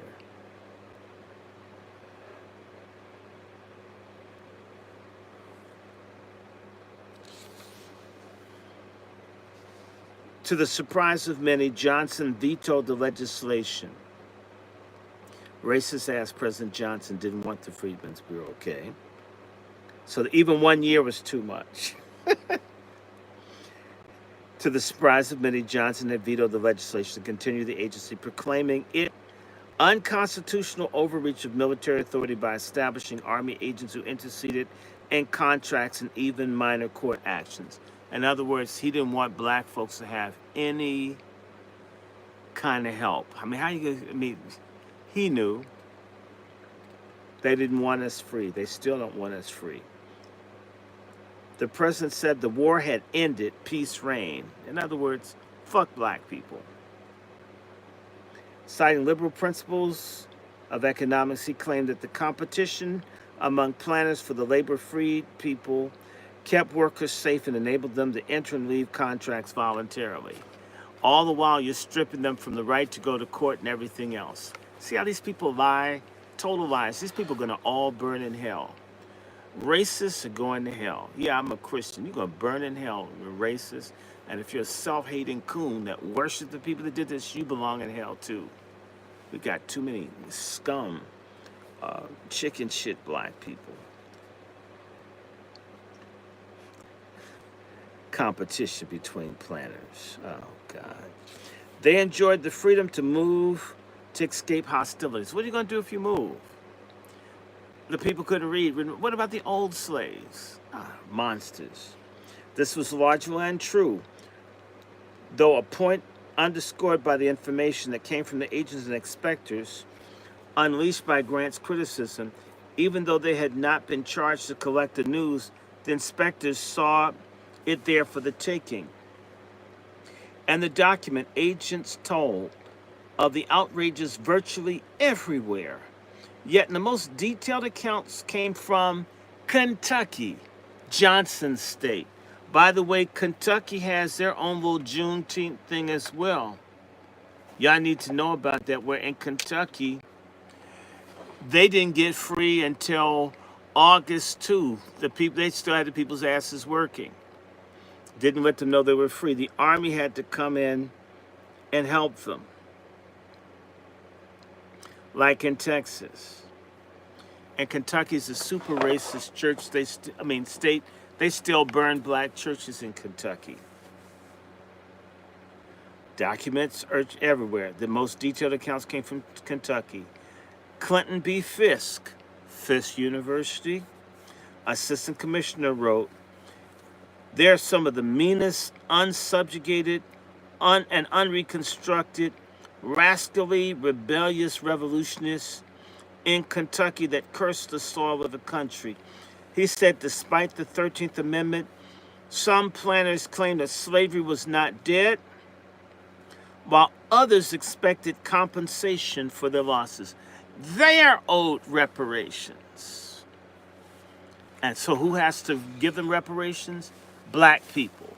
You have to pay me because you ain't my slave anymore. Wow. P. Bonesteel, a special inspector for Kentucky and Tennessee, corroborated the meanness as he reported 23 beatings and whippings, 4 beatings and shootings, 2 robberies with shootings, 3 other robberies, 5 men shot and killed, 2 shot and wounded, 4 men beaten to death, 1 beaten and roasted, 3 women raped, 2 men and their families beaten and driven from their homes, and 2 arsons. Authorities had arrested only 1 suspect who was released on light bail and remained at large without trial. In another case, a bureau agent tried to arrest 2 men who robbed a black man, shot him in the head, then raped his wife. But the county judge released the assailants, claiming the bureau had no legal jurisdiction in Kentucky. Just some good old boys, never meaning no harm. The reporting provides several takeaways. First, both Fisk and Bonesteel considered the assaults by white people on black Americans as purposeful and targeted rather than spontaneous and emotional. Fisk stressed, the entire opposition is political, a warfare waged against loyalty, freedom, and justice. He said planners committed atrocities on black veterans who had recently mustered out of service. Similarly, Bonesteel noted that of the victims in his account, 12 had been Union soldiers, 3 had been wives of Union veterans. Political terrorism grew more evident within a couple of years, but it was certainly present even this early. Second, communiques from Washington were instructions to assistant commissioners about the monthly reports they needed to file. Did not at this time ask officials to track atrocities. It took more than a year for this to become standard practice. Reporting resulted from the natural inclination of officers on the ground. Finally, Bonesteel supplied a record that showed the potential catalog for outrages. He was ahead of his time, jotting down the names of assailants and victims, supplying dates and localities for the crime, and following the incidents to the inevitable lack of justice by local authorities. He pursued this with a professionalism beyond the norm, even for later practice. He took evidence only under oath, backed by affidavits attesting to the authenticity of the accounts. And then he transmitted the information from the depositions that showed that the more extreme cases of cruelty. While his format anticipated in its details the reporting that the Freedmen's Bureau eventually adopted, he remained extraordinary in his attention to legal formalities. Granton Howard, whose distaste was growing for the lawlessness the military encountered, fought to curb the atrocities that smacked the country in the face. During a year, violence in the South rose wherever one looked. Freed people bore the heaviest toll. A shooting between white police and black soldiers recently mustered out of the Union Army led to a rampage through black neighborhoods in Memphis. The killings in the course of May 1st through 3rd resulted in 2 whites and 46 blacks killed, and the rape of black women. Federal troops were needed to restore order in the city. At the end of July, another massacre of black people occurred in New Orleans, resulting in another 44 dead. You know they're black folks. These horrors took place after Congress had enacted the Civil Rights Act in March of 1866 that empowered the executive branch to ensure the equal application of the law. Senator Lyman Trumbull, a moderate Republican from Illinois, had taken the lead on this initiative, which gathered legal ideas that eventually became entrenched in the 14th Amendment of the Constitution. The violence repulsed many moderates, causing them to support a greater use of federal power. Yet, the Johnson administration did little to enforce the law. Newspapers spread the stories of violence in Memphis and New Orleans across the country, and scholars have made the massacres as part of the canon of Reconstruction histories. They are well known and remain so today, but the Freedmen's Bureau representatives increasingly understood that as awful as the massacres were, they represented only a partial story. In rural areas and small towns, bureau officials encountered a steady drumbeat of assaults, murders, and other crimes. While featuring black Americans most prominently, white Unionists were also vulnerable. And so were the white soldiers and agents of the Freedmen's Bureau. Assassinations of Freedmen's Bureau agents and threats against officers of the law made an impression on Grant, inching him towards an all-out break with the president in matters concerning violence. A lieutenant in the Freedmen's Bureau who was walking along a street in Grenada, Mississippi, sustained a fatal wound from 3 shots inflicted on him by a white man who stepped out from an alley. As the officer died, he supplied a description of the murderer, but the civil authorities did nothing to apprehend the individual. Grant also learned of the wounding of a bureau agent in Thomasville, Georgia. That's where those 2 twins died, people, up on the mountain. Look it up. The officer had fined a man for unmercifully beating a freedman he employed. The soldier survived the assassination attempt. In a third instance, Commissioner Howard said a white man shot down a freedman near Leesburg, Virginia. That's 45 miles from where I'm sitting. But the authorities were afraid to step in. The sheriff wished that the military authorities would take the case off of his hands. The civilian officer of the law feared for his life. The simple issuing of an order by yourself, Howard told Grant, would go far to prevent the attacks upon officers of the government on duty. In response to this and general unrest, Grant issued General Orders Number 44 on July 6, 1866, authorizing department, district, and post commanders to arrest persons who committed crimes against officers and agents. His desire to ensure the safety of people under his charge was understandable, but he went much further, trying to curb the violence. His orders included the protection of citizens and inhabitants, regardless of color, who suffered from outrages that local officials failed to investigate and prosecute. This was a bold move that allowed for military intervention in civilian affairs, giving officers on the ground the discretion to take such action on their own. Military officers like Major General George Thomas of Tennessee made use of the new powers. In one case, where a policeman provoked a Union soldier into a quarrel so he could shoot the man dead, Thomas made an arrest. He realized, however, that opposition among the local white people made a solution for such cases nearly impossible.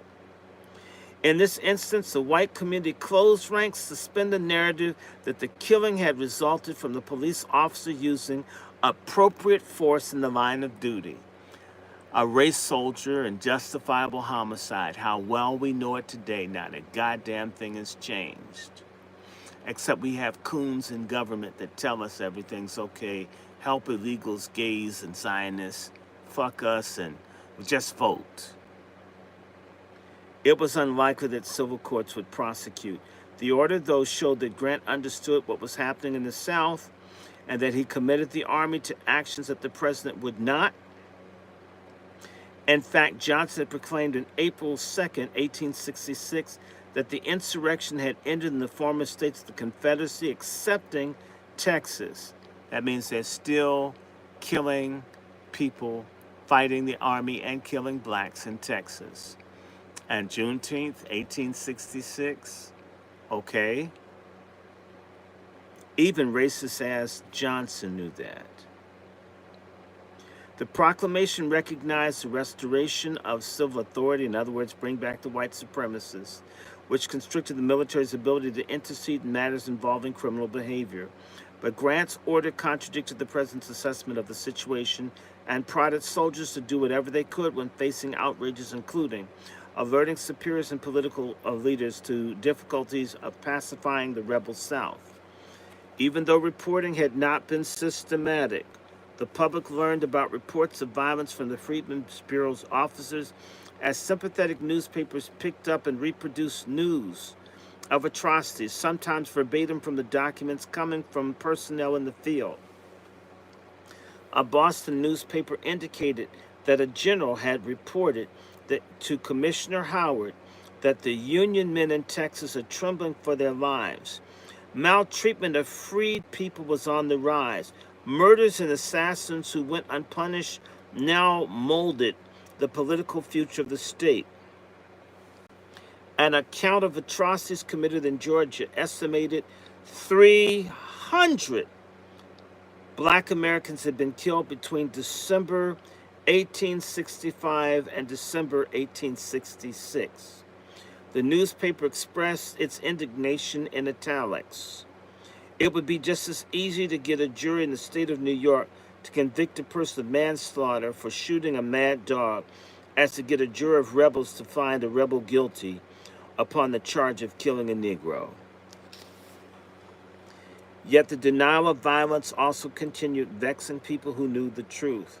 The situation caused the Assistant Commissioner of the Freedmen's Bureau in charge of Georgia, Brigadier General Davis Tilson, to report to a more direct method to spread the news. He published a public letter in newspapers. Such action underscored how seriously he took the matter. He was one of the more conservative officers in the Bureau, which makes his statement more remarkable. He recounted violence occurring below Atlanta and Henry County, where a gang had been whipping, robbing, and killing freed people, driving them from plantations. The only activity of local law enforcement officials demonstrating these matters was to release the prisoners arrested by the Bureau. While Tilson resorted to a public letter, became clear towards the end of his epistle, he was trying to overcome allegations that the military acted in an oppressive, tyrannical manner without due investigation of knowledge of the facts. He had fought the impression that the Freedmen's Bureau overreacted to uncorroborated information out of bias. What accounts for this seemingly irrationality against accepting atrocities as happening? What caused the Democrats in particular and some independent-minded people to discredit accounts attributed to soldiers and visitors to the South that freed people and white loyalists were under constant vicious assault without recourse to the law? Racism underlined much of the blindness which partisanship employed in ways that fanned and perpetuated mistrust. The parties played loose with the truth whenever trying to impugn the motives of the opposing side. The tactic was a standard part of the political culture in an era when newspapers made no pretense of objectivity but served as party organs to mobilize the electorate and to distribute ballots for voting. Information about the conditions in the South did not come from immediate images or visual elements such as television coverage in the 1950s and 60s that brought the horrors of white backlash against civil rights protesters into American living rooms, or on video captures of racial violence that have done the same more recently. Instead, the report of violence filtered through textual sources known to be created by the parties for prejudicial purposes. Exaggeration was part and parcel of the business of journalists. Additionally, radical Republicans were not well loved. They were nigger lovers people, even by some members of their own party, raising suspicions that they misrepresented facts.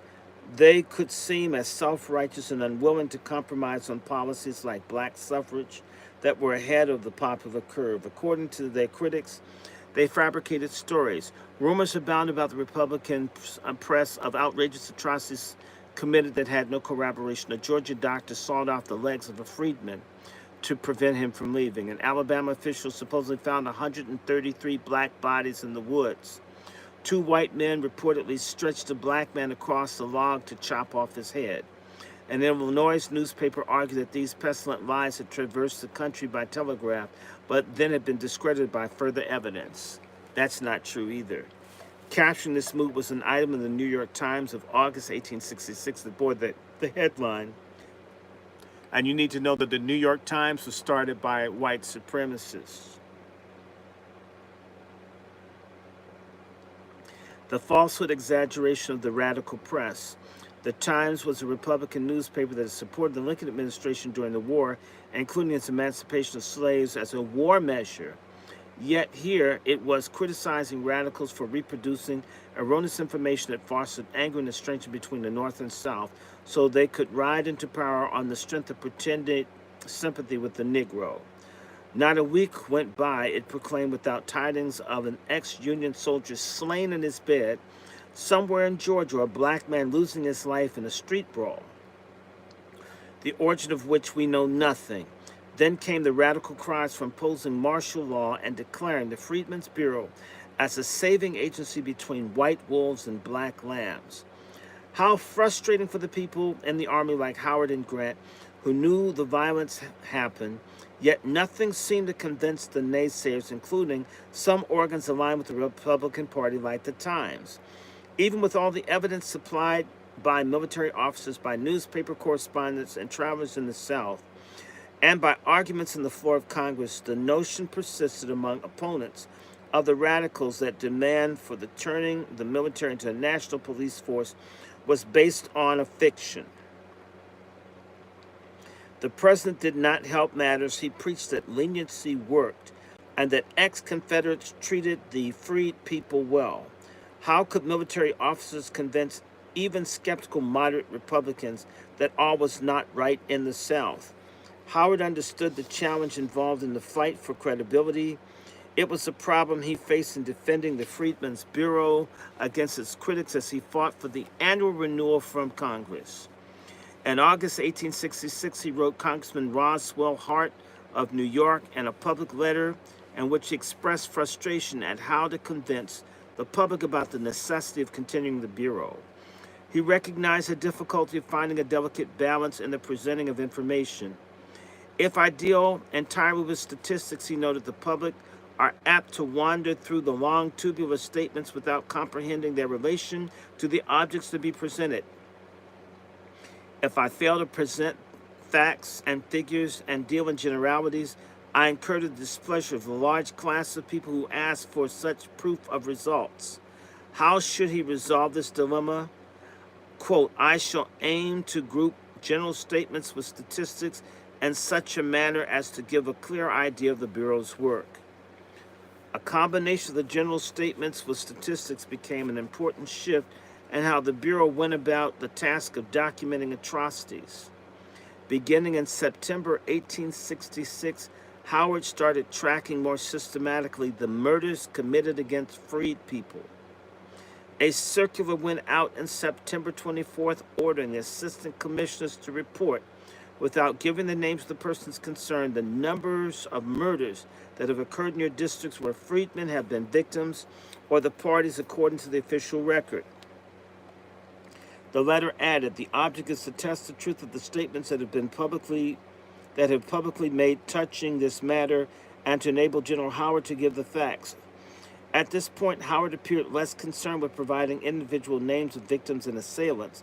That came later, but even with this limited information, the military outpaced the political leaders in piecing together the evidence of whether Johnson's administration protected loyalists in the South. More to the point, this start on collecting intelligence enabled Howard to move rapidly whenever Congress asked for further definitive details on the nature of law and order in the South. That situation came in January 1867 as the Senate sent to the President a resolution asking for a report on the enforcement of the Civil Rights Act.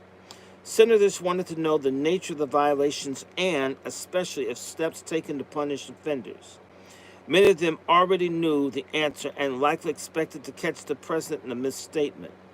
In his response to the Senate, Johnson said that he was unaware of such cases, but he had asked the heads of the executive departments for their opinions. Not surprisingly, they said all was well, everyone except for the Secretary of War, who, during what became an intense cabinet meeting in February, casually dropped a bomb. Stanton had information that contradicted Johnson's impressions, a report from Howard and Grant that detailed more than 400 instances of violence. Though saying that he desired to act with the president, the secretary supported the dissemination of the information that seemed to him accurate and proper, even though it contradicted Johnson's position. Then he added more ominously that if others wished to suppress the information, they certainly could try, but there was little doubt that members of Congress had seen this, likely had copies.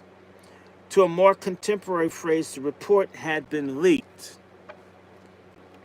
The documentation of violence stunned the majority of Johnson's advisors, but not because they believed it. The Secretary of the Navy, Gideon Welles, concluded that the collusion existed among the radicals in Congress and the War Department to embarrass the president by amassing false information to push the country towards extreme measures in regard with the former Confederacy. At that very moment, Congress was debating a Reconstruction bill to use the military to reorganize the governments in the South and to facilitate black suffrage. Even though the report of Grant and Howard contained hundreds of murders and outrages, Welles called the list of atrocities a collection of newspaper gossip, rumors of Negro murders, neighborhood strifes, and troubles. He considered the contents of the report vague, indefinite party scandal, which General Howard and his agents had picked up in newspapers and all the ways during 4 weeks under the assistance of the War Department. The accounting of the atrocities, in his view, unfairly represented the president as a liar to the American public about the peaceful nature of the rebels. Grant left a paper trail that confirmed the collaboration between him and Howard to furnish information that exposed the policies of the president that were failing to provide for equal protection under the law. He most likely was asked by Stanton to do what came next, but it is equally plausible that he would have undertaken this task if no one had ordered it. On January 18, 1867, Grant asked Howard to compile a list of the murders and other violence enacted upon freedmen or Union men in the southern states for the prior 6 months of the year. He was crystal clear for the reason. My object in this, he wrote, is to make a report showing that the courts in the states excluded from Congress afford no security to life or property of the classes here referred to, and to recommend that martial law be declared over such districts as do not afford proper protection. He called it my object, meaning he owned it. Howard eagerly accepted the assignment. He did not have to start from scratch, since prior September he had been asking for similar information from assistant commissioners. He promised Grant to take the cases that he had drawn off and send them to you. It was an unusual situation, to say the least. Military officers gathered data to instigate policy changes contrary to what their commander-in-chief wanted. They followed their own instincts about justice and constitutional duty to work in collaboration with sympathetic radicals. Violence, often in the form of political terrorism, raged in the South, which the President of the United States and many of his Democratic supporters denied. The administration adhered to the party line that all was well. Military officers and the Freedmen's Bureau knew that it was not. Stanton received Grant's information on February 8th. Wow, day before my birthday. So cool. It was trotted out during a cabinet meeting on February 15th. Somewhere between these dates, Stanton most likely leaked the report to the radicals, who quickly put it to use. By February 19th, Senator Wilson offered a report on the atrocities in the South to his colleagues on the Senate floor. Whether guilty of insubordination or deserving praise for service to the country and the cause of human rights, the military men saw it was unnecessary action to have any chance to stop the atrocities committed in the South. How do y'all like this? How many of y'all out here? I see 29, 37. We got some people out here. I'm in chapter 2. Who's learning something? Anybody learning anything? Talk to me. In fact, I can put y'all in here. Somebody give me a response so you can interact. Who's learned something?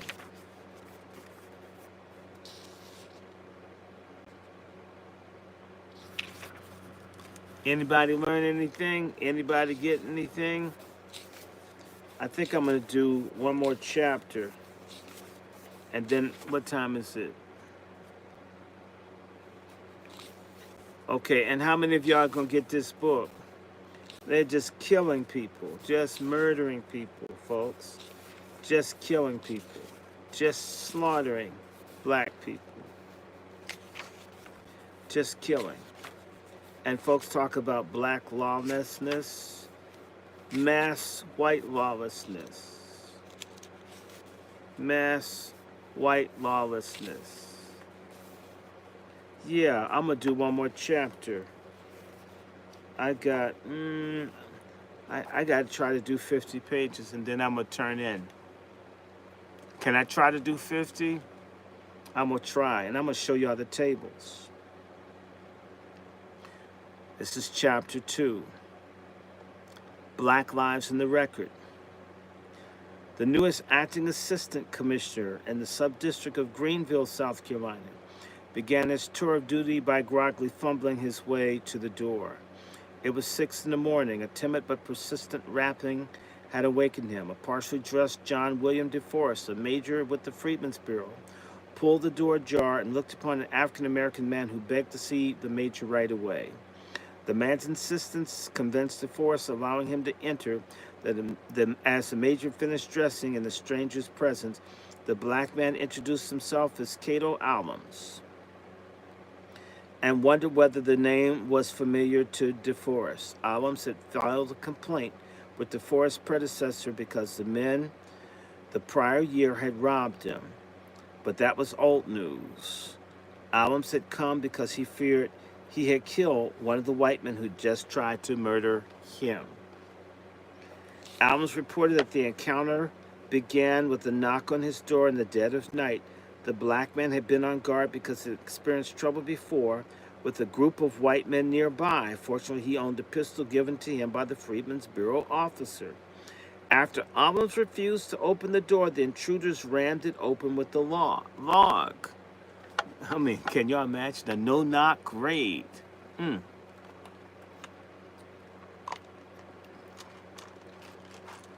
Now they got the police doing it.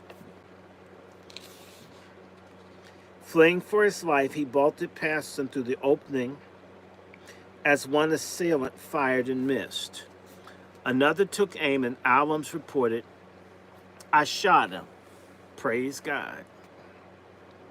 He ran as the intruders continued firing, a bullet ripping into a fence as he vaulted it and escaped into the woods.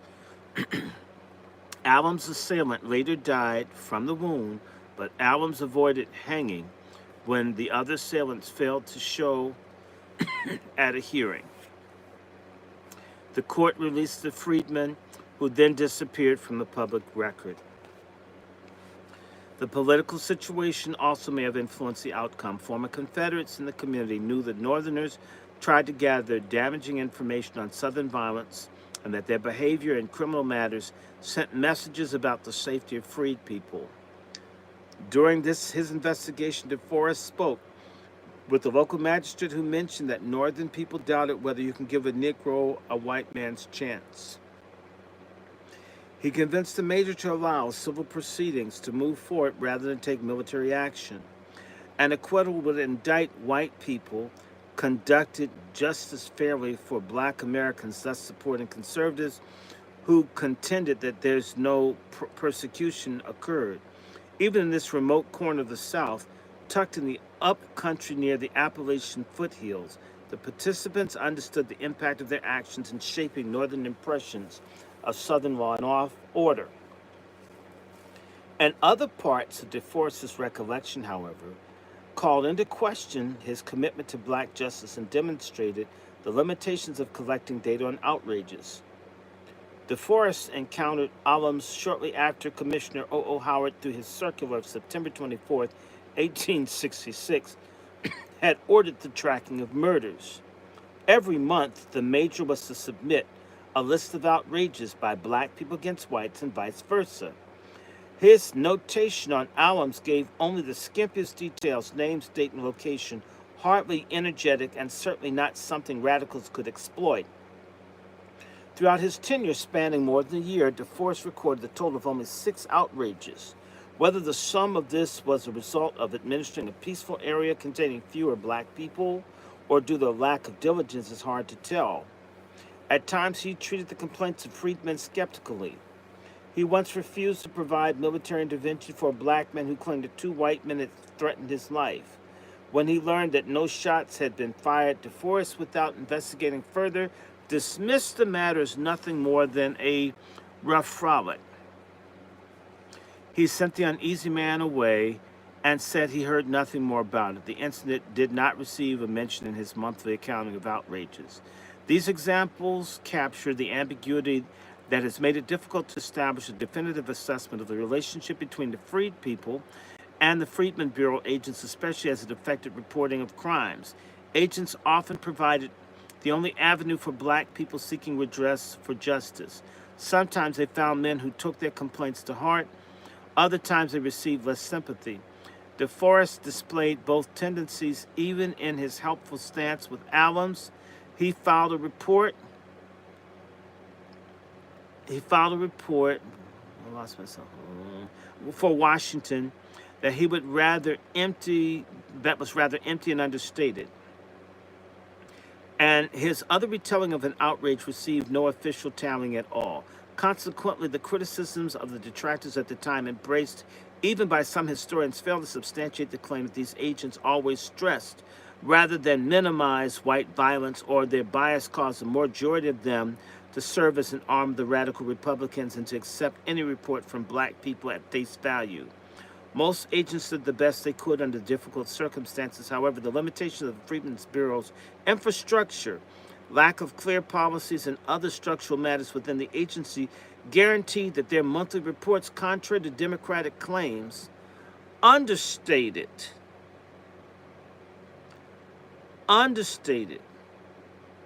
the crimes in their jurisdictions. I'm emphasizing that because I'm going to read tables, and so when you hear the numbers of people killed, it's nowhere near what happened. Understated the crimes in the jurisdiction. Southern whites also had a hand in limiting the fuller accounting of atrocities against black people. White people used various forms of coercion to prevent black Americans from seeking justice with military authorities, including murder. Because of this, officers of the Freedmen's Bureau believed that atrocities were underreported at least by half. At least. They had to have missed half of them. At least. And these are people that don't even know. So imagine, it's a tip of the iceberg, the numbers that you're going to hear.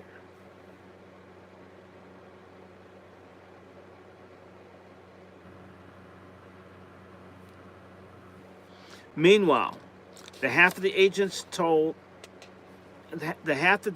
gathered told a shameful story of law enforcement officers in the South turning a blind eye to and even encouraging the slayings of blacks, beatings of blacks, burglaries against blacks, and rapes of black women. The police encouraged. Documentation of atrocities by the Freedmen's Bureau faced numerous challenges because the Bureau was so new, as leaders often fashioned procedures on the fly. Keeping track of outrages evolved over time, only as officials saw the need to show what was happening in the South. Irregularities in reporting were natural in such an environment, although not in the way the Democrats claimed. It was impossible to capture the complete measure of the lawlessness in communities with organizational, logistical, and other difficulties, ensuring that the Bureau underreported the nature of crime. So they just didn't underreport the the killings. They underreported the rapes, the theft. Black people who had money from the Civil War, they were robbed. Confederate people robbed and killed black vets. My relatives who were veterans from the Civil War fled to the city of Baltimore. They couldn't live outside of D.C. My ancestors moved from Montgomery and Prince George's County into D.C. as white people to escape getting robbed and killed. Our homes would get burnt down with any regularity. It's certain things that my grandparents, other people never talked about. And some of you, let me keep going. Although Commissioner Howard had asked for an accounting of murders in September 1866, his orders stipulated no particular format. Howard at the time wasn't even interested in recording the names of the victims. Without a template, some officers supplied information in tabulated form, more quantitative, others in paragraph descriptions, more qualitative. The information represented by a particular officer could be inconsistent. The more scrupulous officers provided the names of the victims and attackers, as well as the motivations for the assaults. Major DeForest didn't go that far in his record of the attack on Allums, omitting details entirely. He was not alone. The murders and outrageous records often contain incident reports with paltry information. No names of victims, only a hazy notion of perpetrators, and no idea of the resolution of the case. Officers did not always omit the facts, either on purpose or through negligence. Some of the reporting lay beyond their control. The information itself could be scanty, communicated by relatives or friends who did not have complete knowledge of what happened.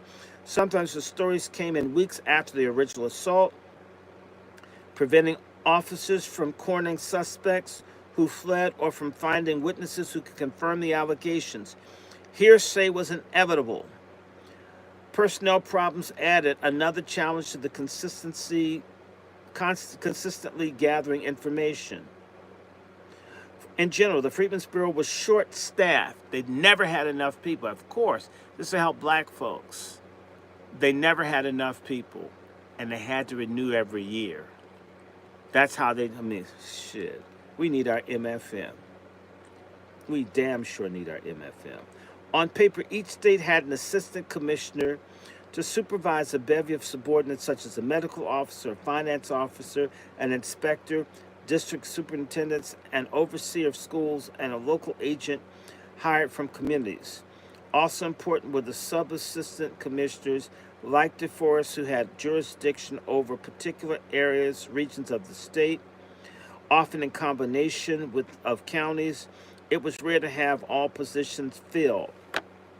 Let me read this again. It was rare, even with the lack of people, they still didn't fill all the positions to provide support for our ancestors. Still didn't have enough people. Never had enough. We never had a chance. We need our damn money, people. How many of y'all like this? Y'all still like this? Oh, I'm making good progress.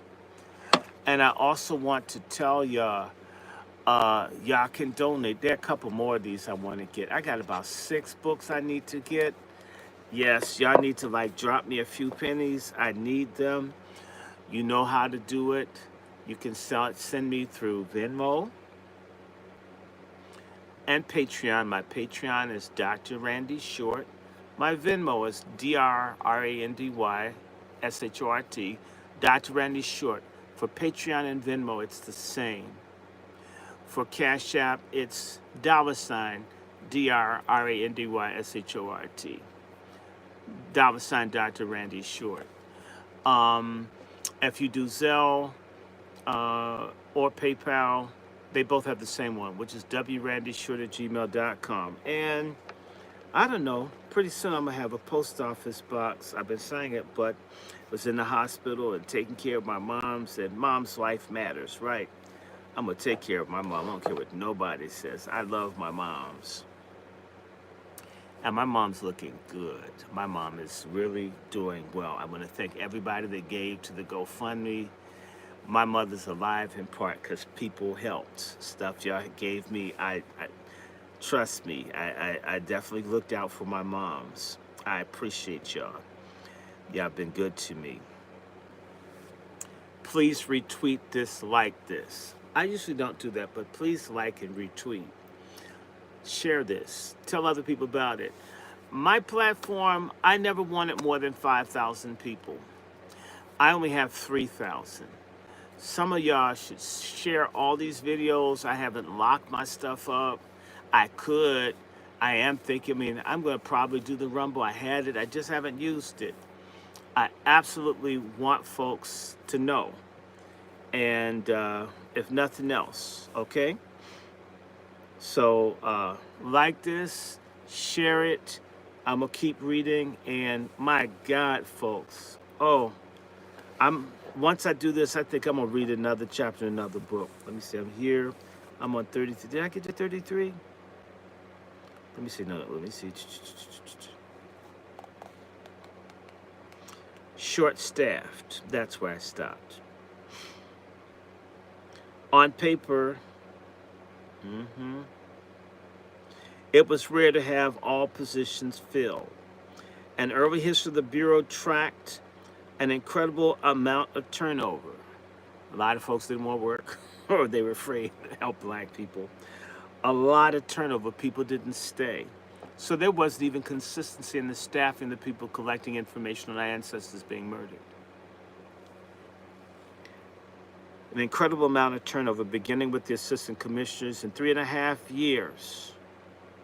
54 different assistant commissioners served in 16 states in the District of Columbia. The turnout at the lower level proved even more dramatic, and the officers shouldered a crushing load of paperwork which prevented them from maintaining a consistent, thorough tabulation of outrages. See, this is another thing. I need to read that again. So when you hear these numbers, the numbers we're getting are bullshit numbers of how many of our ancestors that they murdered. Again, they had so much paperwork, they couldn't maintain a consistent calculation of who was being and how many people were being killed. One declared, my letters to magistrates concerning the freedmen's complaints were so numerous that I only recorded the most important, leaving the vulgar herd, let's talk about black people, of insignificant injuries to the uncertain labyrinths of my memory. So if it wasn't really, really that big, someone white just bust your head open, that's not gonna make the report. Now if you got raped, gang rape, now that's significant, right? Right. And you were pregnant? Yeah, well, I'm gonna write that down.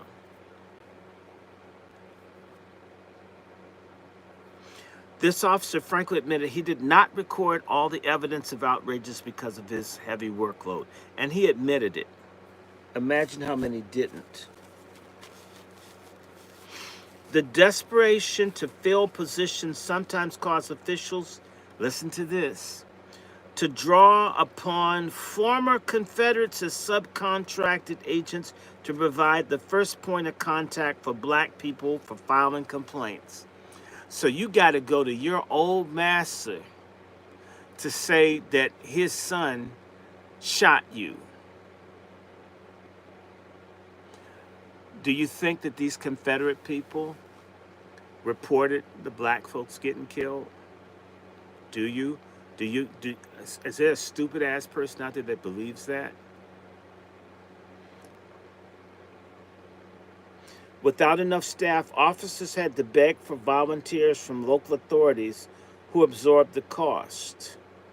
So that means areas that didn't even want these Freedmen's Bureau people there, that hated black people's guts, had to pay their little bit of money in the South that was smoldering, that was destroyed, to collect information on killing folks that they used to own as chattel property, do you think that they were really going to help them compile how many black folks they killed, or raped, or beat, or robbed?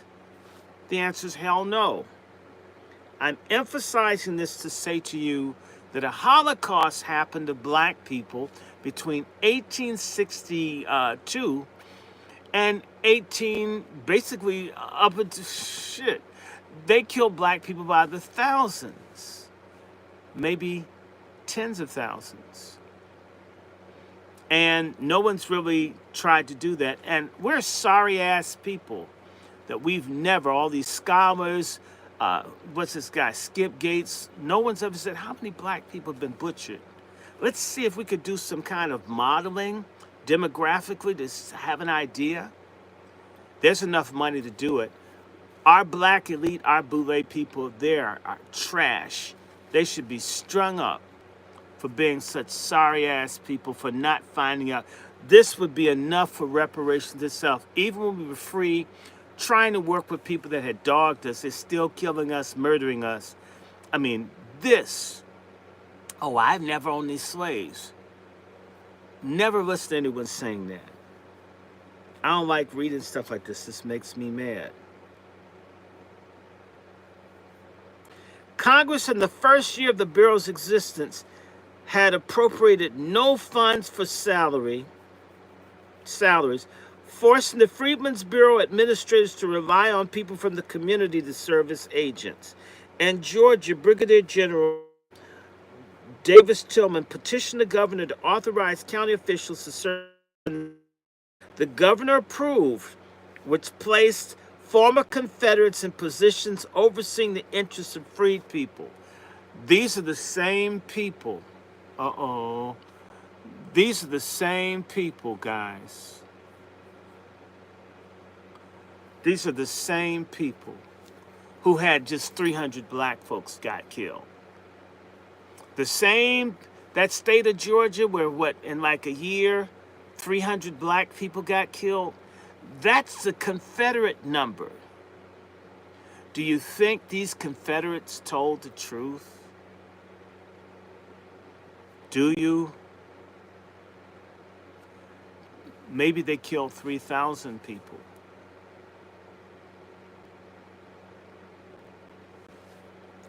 So the Confederates are in charge.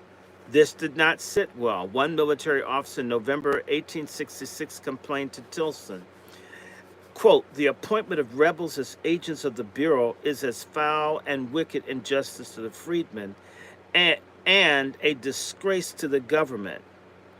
The Bureau in Georgia is practically under rebel rule and managed exclusively for the benefit of the black man's oppressors. The law requiring employees of the Bureau to take the oath equivalent to the test oath is not executed. The chief clerk, the assistant commissioner, who's a rebel who served through the war under Confederate General Wade Hampton. Black Americans likely approach such men cautiously." So that means the state of Georgia didn't get any kind of real data at all, not good, because you had people who were helping to kill them. So the Freedmen's Bureau was compromised. Even if they were diehard Yankee, the Bureau staff may not have shared an incentive to safeguard freed people's welfare. The Bureau was under the War Department, extension of the military staff, primarily by Army personnel. The Army protocol gave the officers of the Freedmen's Bureau little choice in the soldiers who fell under their command. They were assigned, not selected. When author John T. Trowbridge toured the South, he met an officer in Memphis who complained that the law establishing the Bureau did not permit him to choose his own soldiers for duty. Some of the detailed soldiers, he said, were always incompetent or neglectful of their duties, or so prejudiced for or against blacks that they were incapable of administering justice. A few, he said, remained in sympathy with slavery. Others were seduced by planters or local Democrats who massaged their egos or showered them with social favors. Undoubtedly, many of these detailed men hoped to be mustered out of service and sent home rather than saddled with the tediums of record keeping, especially about black people. The more problematic agents populated the lower ranks, such as civilian men recruited from communities. Officers at the top underwent stronger vetting and generally had intentions to help the transition of the formerly enslaved to freedom. This does not mean, though, that they were perfectly sympathetic to the predicament of black Americans. Whenever they have African Americans, let's say black Americans, okay? I'm sorry. The only one assistant commissioner chosen originally by Howard that could be considered a fully fledged abolitionist. Only one. Most had been generals that served with Howard or had come to the attention of the Secretary of War. They were primarily native-born, college-educated, and from the North. Howard himself was known for his strong Christianity, and he liked men of similar stock. General Howard was a good person, folks. There are some good white people. We should remember them. Not that we count on them, but there's some. And real Christianity means you got to treat people right. Anyone that's not treating people right is full of shit if they call themselves a Christian, and they're going to burn in hell. Take it from me. Okay, so Howard University started off as a Bible school.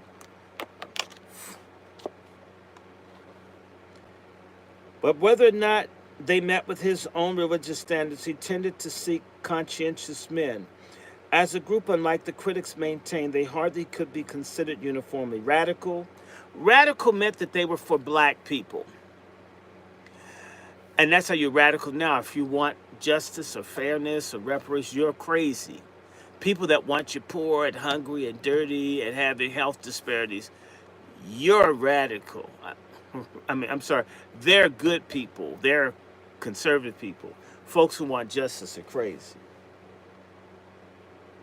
Yet these assistant commissioners were not blind to the inequality that black Americans face. Most of them did not believe in the equality of the races, did not believe. But when it came to justice for freed people, they held strongly to the principle of equality before the law. I don't know how you can do both. See someone that's inferior but think they have, but he's a white person writing this.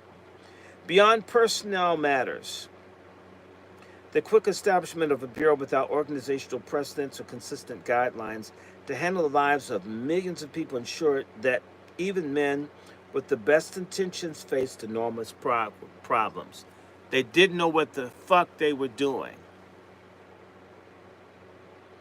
2 military officers enlisted by President Johnson to inspect the bureau, Generals James B. Steedman, and J.S. Fullerton, underscored the disordered nature of an agency patched together to handle radical upheaval and social, economic, and political relations.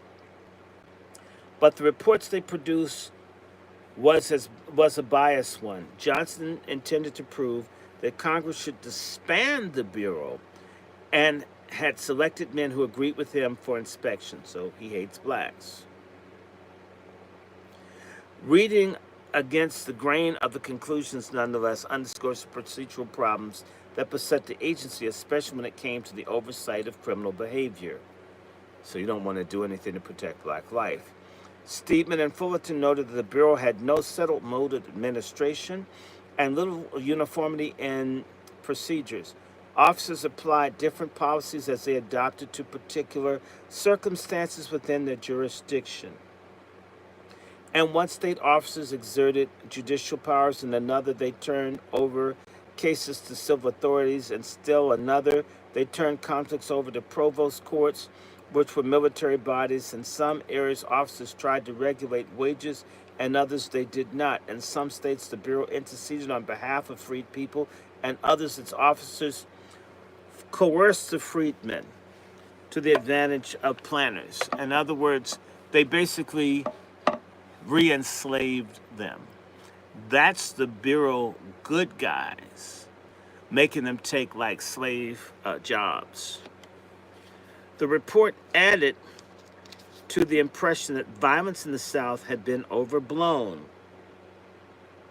First, Steedman and Fullerton admitted that antagonism and bloodshed did exist in one place. There is still more ill feeling between whites and blacks in Mississippi than elsewhere. So-called organized desperados held the town of Grenada in terror. Snipers had fired at night at the mayor of Meridian, but they challenged an officer in Columbus who had estimated 2/3 of the planters in his neighborhood had committed outrages on freed people. On investigation, they noted that the statements of this officer as to the ill treatment of Negroes grossly exaggerated, and learned that the agent himself had on one occasion advised the planter with whom he was dining to club any Negro that refused to work. The generals concluded that aside from certain areas of Mississippi, freed people received kind treatment from whites. They rationalized the capitalist principle smoothed over race relations, that the labor value of black people in the marketplace furnished them protection. They had market value as commodity, as slaves during slavery. It's a damn lie. But it did not, especially if freed people risked trying to report their side of the story to local agents of the Bureau.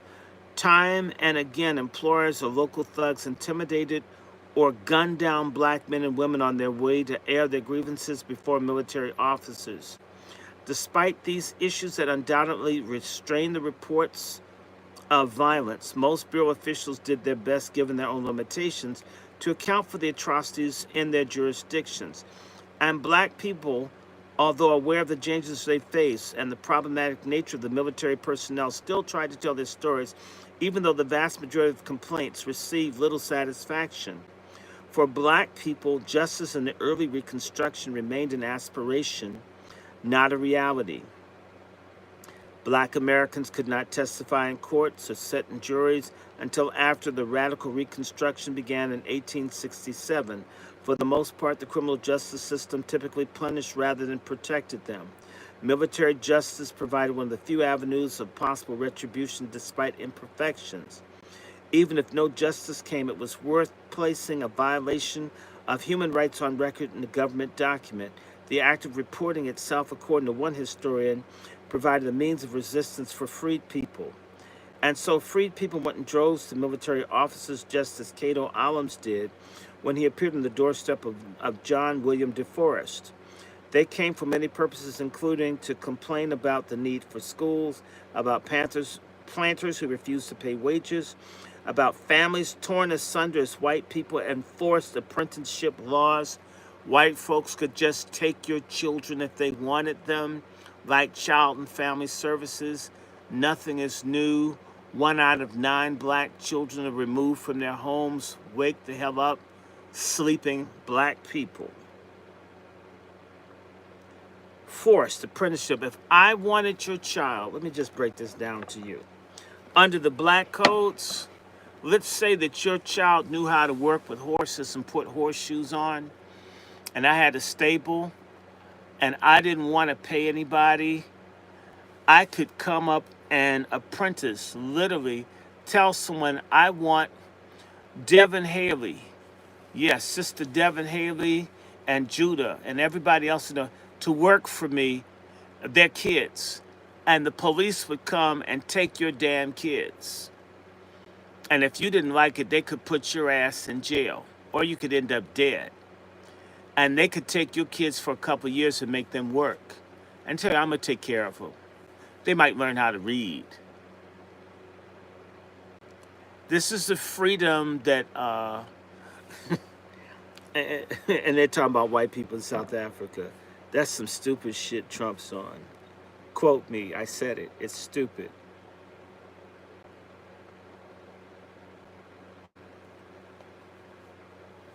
So they apprenticeship laws, and about many more circumstances. They also came because of outrages committed against them, their relatives, and their neighbors. In 1868, one report to Congress noted North Carolina, the offices of the Bureau were thronged day after day, dawn till dark, by victims of these wrongs, many of them having traveled on foot several days to find a friend who would defend and protect them. The assistant commissioner of the state noted that this personnel had adjudicated 3,400 cases within 1/4 a year. Thomas D. Elliott, a Republican congressman from Massachusetts who served as the chair of the Committee on Freedmen Affairs, extrapolated from the figure that more than 100,000 complaints may have been heard by Bureau officers in a single year across the South. Whether the estimate is accurate, little doubt existed that freed people sought intervention by the military to fight against numerous transgressions that they face within the civil system that practice unequal justice.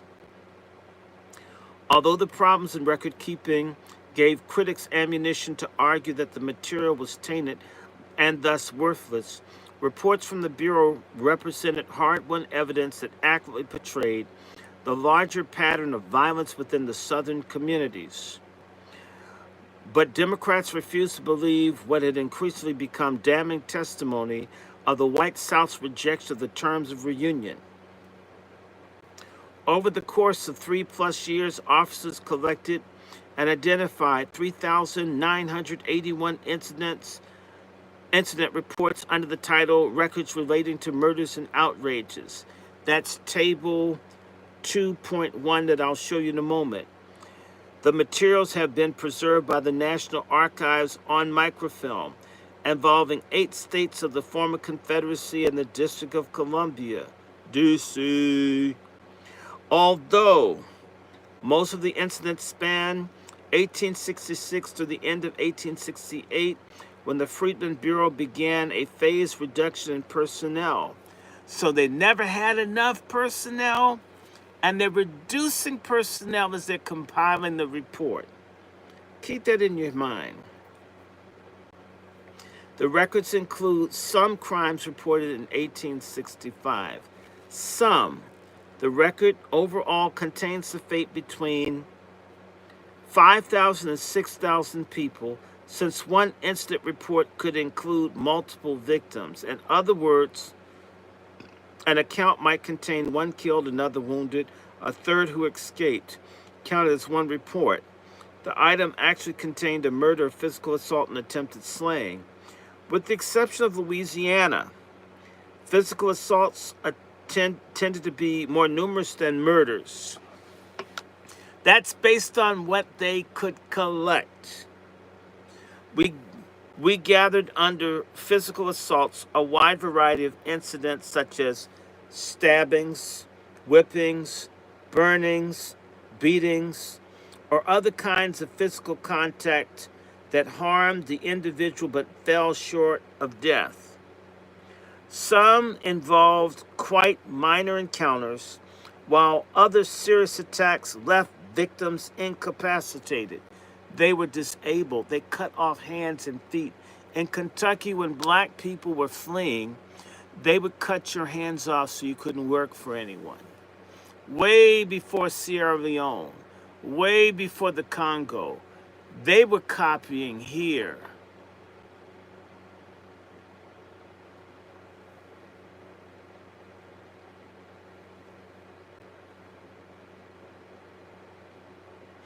Verbal assaults featured abusive comments, but more often threats of murder or other punitive measures if the person did not change a particular behavior or tried to report atrocities to Union officials. This kind of encounter DeForest had dismissed as a rough frolic. Here we are. We're going to look at this table, but I want to read it to you. And this is a very incomplete. So remember, they said they got 50%. They missed. They got maybe half. So if they got about close to 4,000 murders and outrages in 1868, maybe it was 8,000, and that within that 8 it could be multiples. So let me read this to you. What they had for Georgia. They had 69 incident reports, which included 18 murders, 35 physical assaults, 3 verbal assaults, 1 sexual assault, 3 theft, 1 civil court, 66 instances that are unspecified. In Georgia, 451 incident reports, 160 murders. But remember, they said 300 people were killed. Now the number is 160, which is half. 160 murders, 306 physical assaults, 15 verbal assaults, 1 sexual assault, 3 thefts, 27 attacks over political stuff, 48 cases in civil court, 10 cases in military court, 4 convictions, 2 fines. Louisiana, 507 reports, 529 murders, 480 physical assaults, 25 verbal assaults, 9 sexual assaults, 41 cases of theft or damage, 35 cases of political activity. That's 46 civil court cases, 6 military court cases, 4 convictions, 3 fines levied. North Carolina, 192 incident reports, only 9 murders. You know that that's not true. Physical assaults, 153. Verbal assaults, 17. Sexual assaults, 6. Theft damage, 15. Civil court, 26. Military court, 8. Convictions, 23. Fines levied, 8. South Carolina, we know this is BS. 146. 19 murders, 92 physical assaults, 8 verbal assaults. They have 0 sexual assaults. Come on now. Theft, damage, 14. Political intent, 14. Civil court, 25. Military court, 8. Convictions, 7. Fines levied, 1. Texas, 2,288 incident reports, 859 reported murders, 1,259 physical assaults, 120 verbal assaults, 15 sexual assaults, 101 things of theft damage, 28 political intent, 226 civil court cases, 15 military court cases, 46 convictions, 254 fines levied. Tennessee, 65 reports, 21 murders, 30 physical assaults, 8 verbal assaults, 2 sexual assaults, 10 cases of theft, 7 civil court, 5 military court, 5 convictions, 2 fines levied. Virginia, 162, 19 murders, 95 physical assaults, 8 verbal assaults, 3 sexual assaults, 19 theft and damage, 5 political, 13 civil court, 0 military court, 7 convictions. And the last but least, this is Washington, D.C. If you wonder why we have such incredible coons here, a lot of people here were sheltered from stuff, the government to protect them. In D.C., there was 101 incident reports, 0 murders, 38 physical assaults, 14 verbal assaults, 0 sexual assaults, 5 cases of theft or damage, 4 cases of political intent, 0 civil court, 0 military court, 0 convictions, 0 fines levied. DC is like a paradise ghetto. Let me hold this up so y'all can see it, the table. And you need to get your own, you need to get your own books. I could read it to you, but, okay, now I'm gonna read more. Looking at the region of the greatest violence, the lower South stands out, particularly the states of Georgia, Louisiana, and Texas. And they left Florida out. Trust me, they were killing people in Florida. They always kill people in Florida. Florida you have to think about orange juice. You should think about them killing black people. Central Florida is insane. It's always been. You're not getting the whole thing. Just have an idea. This is just tip of the iceberg of how black people were treated. The Lone Star State led the way in a mind-boggling 2,288 incident reports of atrocities, nearly 60% of all outrages. Murders there exceeded 800, and various kinds of physical assaults numbered 1,259. The number of whites killed, of this number that they counted, and you know they're going to count white people that died, most of the white deaths involved Union men. The number of whites killed outnumbered blacks over a 3-year period, although narrowly.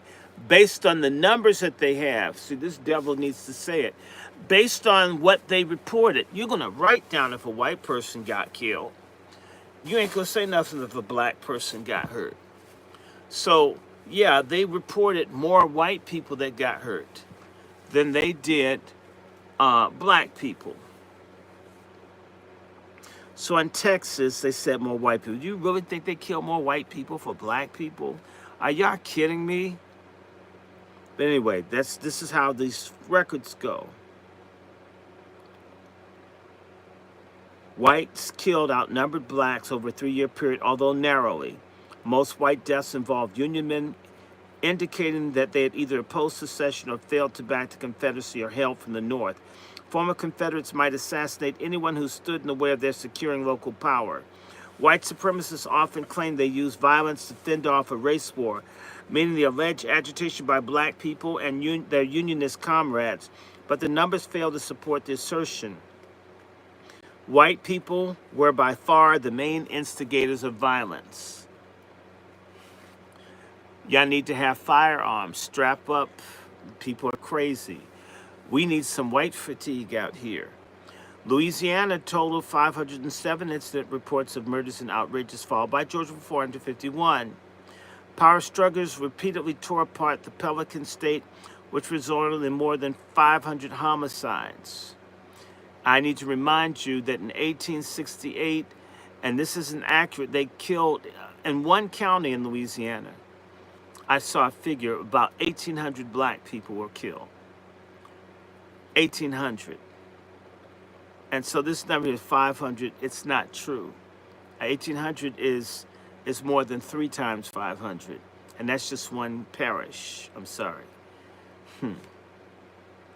Based on the work done on the state by the scholars, that figure was certainly underreported. As I was telling you, the early occupation of New Orleans in 1862 made it the center of political conflict over Reconstruction. A well-known massacre that took place there in July 1866. Federal officers paired the state with Texas for administrative purposes, placing both under the command of Major General Philip Sheridan, a no-nonsense subordinate of General Ulysses S. Grant, who relished tough stands against former Confederates. Georgia was also a troublesome state featuring political assassinations. Commissioner Howard at one point erupted in a letter, "Is it really so that no man can say what he thinks in Augusta, Georgia, without being in danger of offending the delicate sensibilities of the enemy of the country? Must we bow and scrape forever?" Tennessee represented a special case that resulted in the underreporting of violence. The state would seem to have come in the last number of complainants, actually had a notorious track record, causing Major General George Thomas to beg for troops to quell terrorism by the Ku Klux Klan. Remember, Nathan Bedford Forrest did the massacre of black people at Fort Pillow, and Nathan Bedford Forrest used to hang in Jackson, Tennessee, where I know I used to live, and Tennessee, they did what they wanted to. These numbers aren't accurate. It's only a hint of how much our people suffered, how much we should be demanding a big-ass check.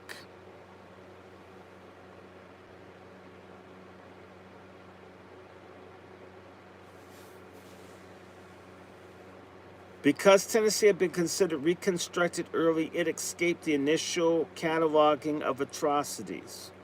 The record for the state was assembled rather quickly, with cases scraped together from 1865 and 1866. Klan violence became an increasing factor in 1868 and caused a congressional inquiry to request special data from the Freedmen's Bureau then, which made it into a government report, but one whose findings have remained separate from the main record. The congressional numbers of Klan activity, when added to the record of murders and outrages cited in Table 2.1, meant the state ran neck and neck with Georgia for homicides. Georgia had 160 murders that they reported.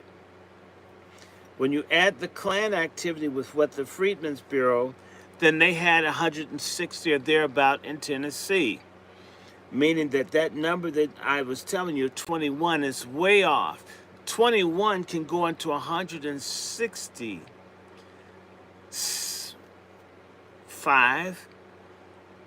8 times. The number of murders was 8 times the number that they reported. Who is to say these numbers are 10% of the people murdered? And we should try to get the answer.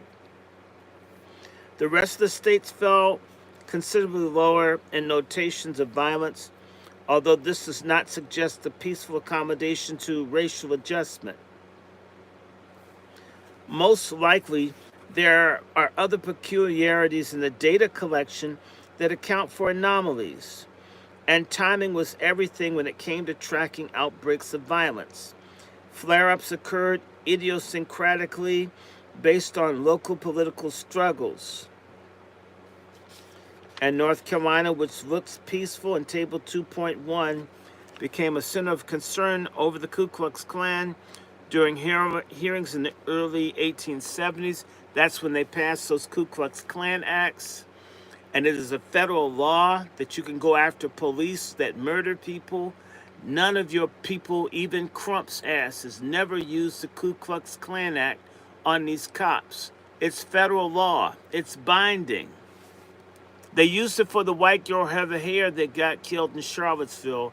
And these nigger lawyers that travel around the country who get paid don't want justice. They want millions. Ku Klux Klan hearings during the early 70s, and South Carolina produced their own record of terrorism that increased after the Bureau quit tracking violence. Virginia contained former Whigs who avoided imposition of the radical Reconstruction by agreeing to black suffrage so that white leaders maintained home rule. They hoped to project an aura of peace. Even so, they often failed to hold this underlying tension in check. Howard stated that violence at times exploded in Virginia. At Petersburg, they had burned their churches. Got family from Petersburg. He wrote in 1866 at Hampton, they're burning houses, school buildings, churches, etc. We must do right firmly and not yield too far. It is likely that not all these crimes made it into the record of murders and outrages. Mysteriously, information from 3 states, Arkansas, Florida, and Mississippi, was not integrated into reporting of the murders and outrages. No clear evidence explains why the system of record keeping and reporting by assistant commissioners failed to account for these 3 states.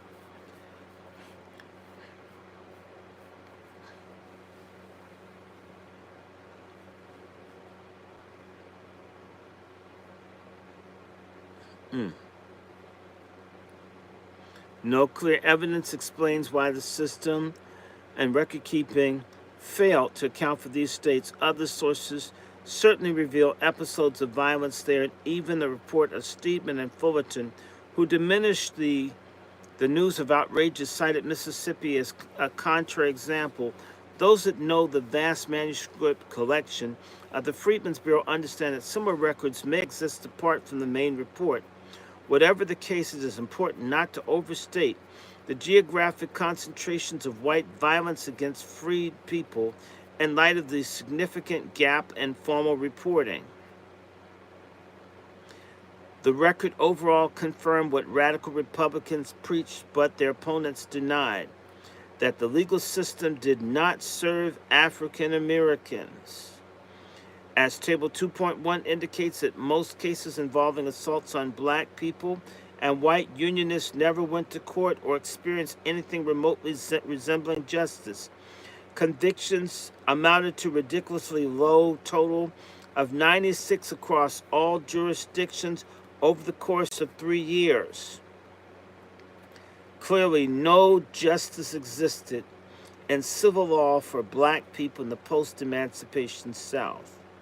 The negligence of local law enforcement to arrest and prosecute suspects encouraged white people to employ coercion to pin down labor, punishing freed people who stepped out of line, and murdering federal officials and white unionists who got in their way. In rare instances in which convictions occurred, the data do not reveal whether authorities enforced the decisions. Community attitudes could block the outcomes of the Bureau, and Texas Sub-Assistant Commissioner fined a citizen for threatening the life of President Johnson. The sheriff considered the fine illegal and tried to arrest the Bureau officer who had to seek sanctuary with the commander of the military post. Bowing to community pressure, superiors reassigned the Sub-Assistant Commissioner to Austin. Bureau personnel tried to protect freed people, but they swam against the tide of local whites who detested these non-civil court actions as an imposition of military rule, and both openly and tacitly sanctioned resistance. At least one other regional particularity leaped out from the tabulation. The Washington, D.C. area demonstrated how slave owners resisted emancipation and how freedom did not allow some black parents control over their children.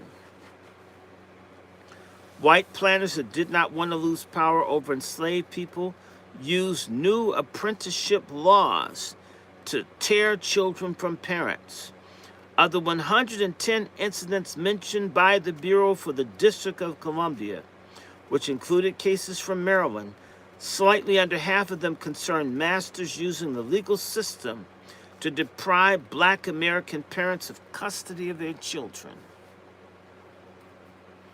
After the Civil War, in states of the former Confederacy as well as the border states like Maryland, legal statutes gave preferences to former masters to care for children whose parents allegedly did not have the financial means to do so.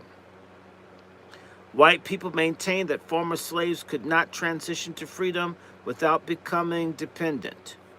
They argued that even in freedom, black people required force to work, and they claimed it was better to remove children from parents who could not administer proper care and place them with people who could.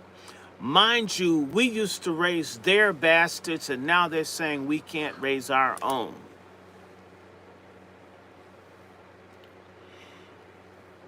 Invariably, it turned out to be former masters in apprentice process. Parents of black American children generally could not testify, nor could they prove their solvency. Black people turned to the Freedmen's Bureau to challenge these decisions to try to preserve their families. The record of murders and outrages reveals the desperation that parents exhibited in these tragic cases. Shortly after the Maryland State Constitution instituted emancipation in 1864, Basil Crowdy and his wife in Calvert County had their 3 children taken away through a legal form of enslavement.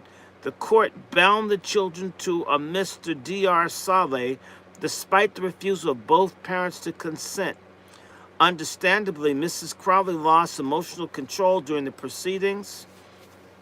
A constable at the hearing, finding the mother obstinate and deaf to reason, struck her in the face with his fist in the presence of judges. The sting of that blow and the frustration over losing her children to a white master endured. Although the incident happened in December 1864, the Freedmen's Bureau recorded the incident on June 16, 1868. 18 months had not blunted the anguish of these parents, who kept trying to reclaim their children. Unfortunately, the documents remain silent about whether they succeeded. They were by no means alone in their struggles, but the fact provided no comfort for them or for the others caught in this awful law.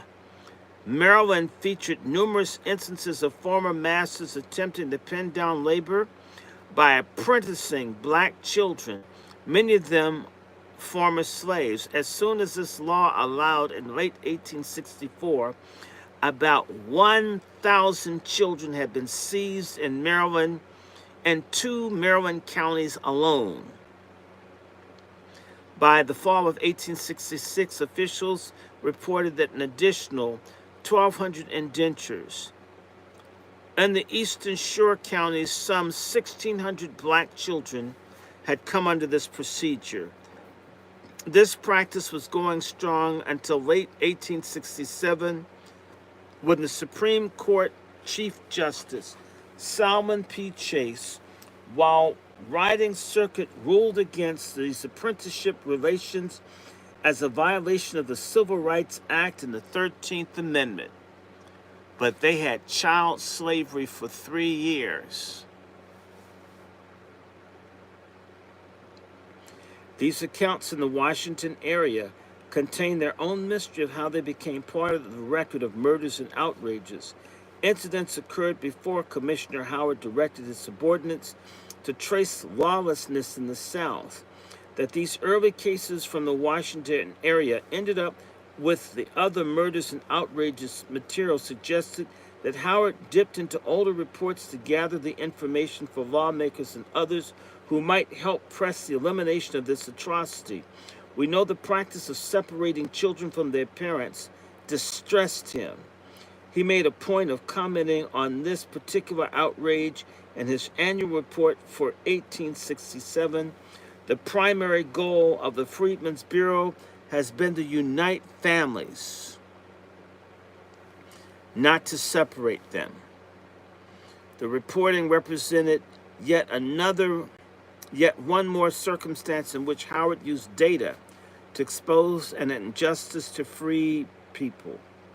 The struggle of apprenticeship served as only one form of coercion imposed on newly freed black women, with the former masters using both law and violence to redraw racial and sexual borders. Black women stood out for the frequency of their appearance in the record for murders and outrages. Table 2.2 shows the people, both victims and assailants, identified by Bureau officials as being involved in the conflicts. Women, ministers, community leaders, and soldiers all faced violence that caught the attention of federal authorities. Black women, however, constituted the largest number of these subgroups. Although women represented only 15% of the total incident reports, in a number of states, the attacks on them range from 1/5 to 1/3. In Alabama, 32%, North and South Carolina, 25%, and Tennessee, 20%. If we consider the complaints from the people who lost custody of their children to apprentice laws, the presence of the women in the reporting only increases. In Alabama, there were 22 women victims. Georgia, 62 women victims. Louisiana, 61 black women victims. And South Carolina, 36 black women victims. In Tennessee, 13. Texas, 288. Virginia, 22. Washington, D.C., 26. 578 black women victims. Washington, D.C. leads the pack for ministers that were attacked, and these were ministers that would be fighting for black rights. 6. Next came Louisiana. 2 in Alabama, 2 in Georgia, 2 in South Carolina, 2 in Tennessee, 2 in Virginia, 1 in Texas. Freedmen's Bureau's victims: 2 in Alabama, 2 in Alabama, 6 in Georgia, 4 in Louisiana, 2 in North Carolina, 1 in South Carolina, 1 in Tennessee, 51 in Texas, 2 in Virginia, 2 in D.C. Black veterans attacked: 1 in Georgia, 1 in North Carolina, 1 in South Carolina, 1 in Tennessee, 8 in Texas, 1 in Virginia, but 6 in D.C. Ku Klux Klan attacks that they reported: 4 in Georgia, 12 in Louisiana, 6 in South Carolina, 7 in Tennessee, 10 in Texas, 9 in Virginia, total 48. Just white thugs attacking people: 11 in Georgia, 11 in Alabama, 67 in Georgia, 119 in Louisiana, 26 in North Carolina, 33 in South Carolina, 18 in Tennessee, 274 in Texas, 11 in Virginia, 12 in D.C. As always in the case of gender conflicts, the incidents became part of the government, most likely made up of only a fraction of real numbers. So the things that happened to our sisters hasn't even been reported. The appearance of black women in the record is noteworthy. The fact that they testified at all about the criminal behavior of whites to a government entity represents an enormous change from the antebellum days. Before the war, free blacks typically could not testify against white people before local, state, or federal judges. During the war, Union military commissions led a change in this status quo as they prosecuted rape charges by black women against soldiers. Newly freed black women gained the right to legally testify as victims of sexual assault in military courts, as well as to contest other crimes. In a study of Missouri, one scholar has captured how the military commissioners heard instances of crimes against formerly enslaved women during the war, showing their persistence and creativity in transforming civil and domestic concerns into military affairs. After emancipation, but before the new state constitutions clarified the right of black testimony and civil court, the Freedmen's Bureau provided another avenue for women to pursue claims of justice when they may have had nowhere else to go. And officers, on the balance, took the women's account seriously, something that the Democrats and conservatives in the North or South refused to do. The long-standing traditions of criminal justice built on racism and gender discrimination fortified critics who refused to consider the testimony of black Americans as credible.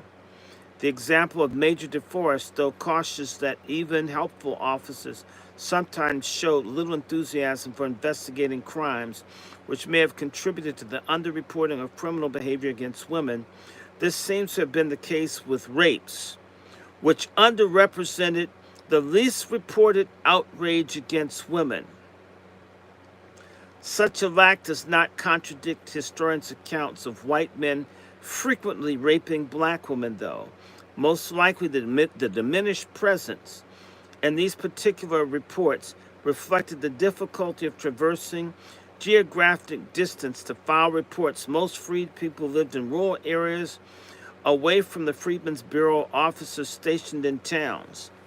The prejudice of men in general against accepting black women's reporting sexual assault, the intimidation by white men against women reporting the crimes, and the trauma could dissuade a woman from exposing herself to a prejudiced criminal justice system. Gender norms, however, afforded black women no special protection from sexual assault. One study revealed that at least 2 instances of gang rape, one during the Memphis Massacre of 1866, the murder and outrageous record contained others, such as when John Washington and John Graham ravished Susan Goosley, a black woman, hanging her up by the thumbs and striking her over the head with a pistol. She had to flee to her home in Davis County, Texas, to save her life. The Bureau reporting also showed black women fighting for control of their bodies and defending their right to children born of interracial relations with former masters.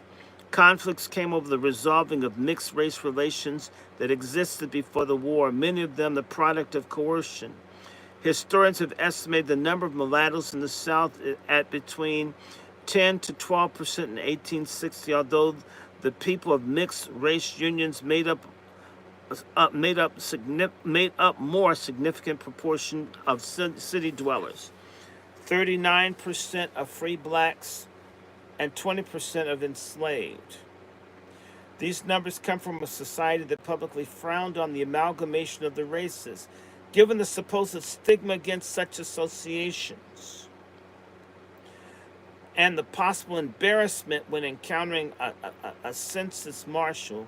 More mixed-race offspring existed than appeared in the government records. Again, we never get the numbers right. It's how we're treated.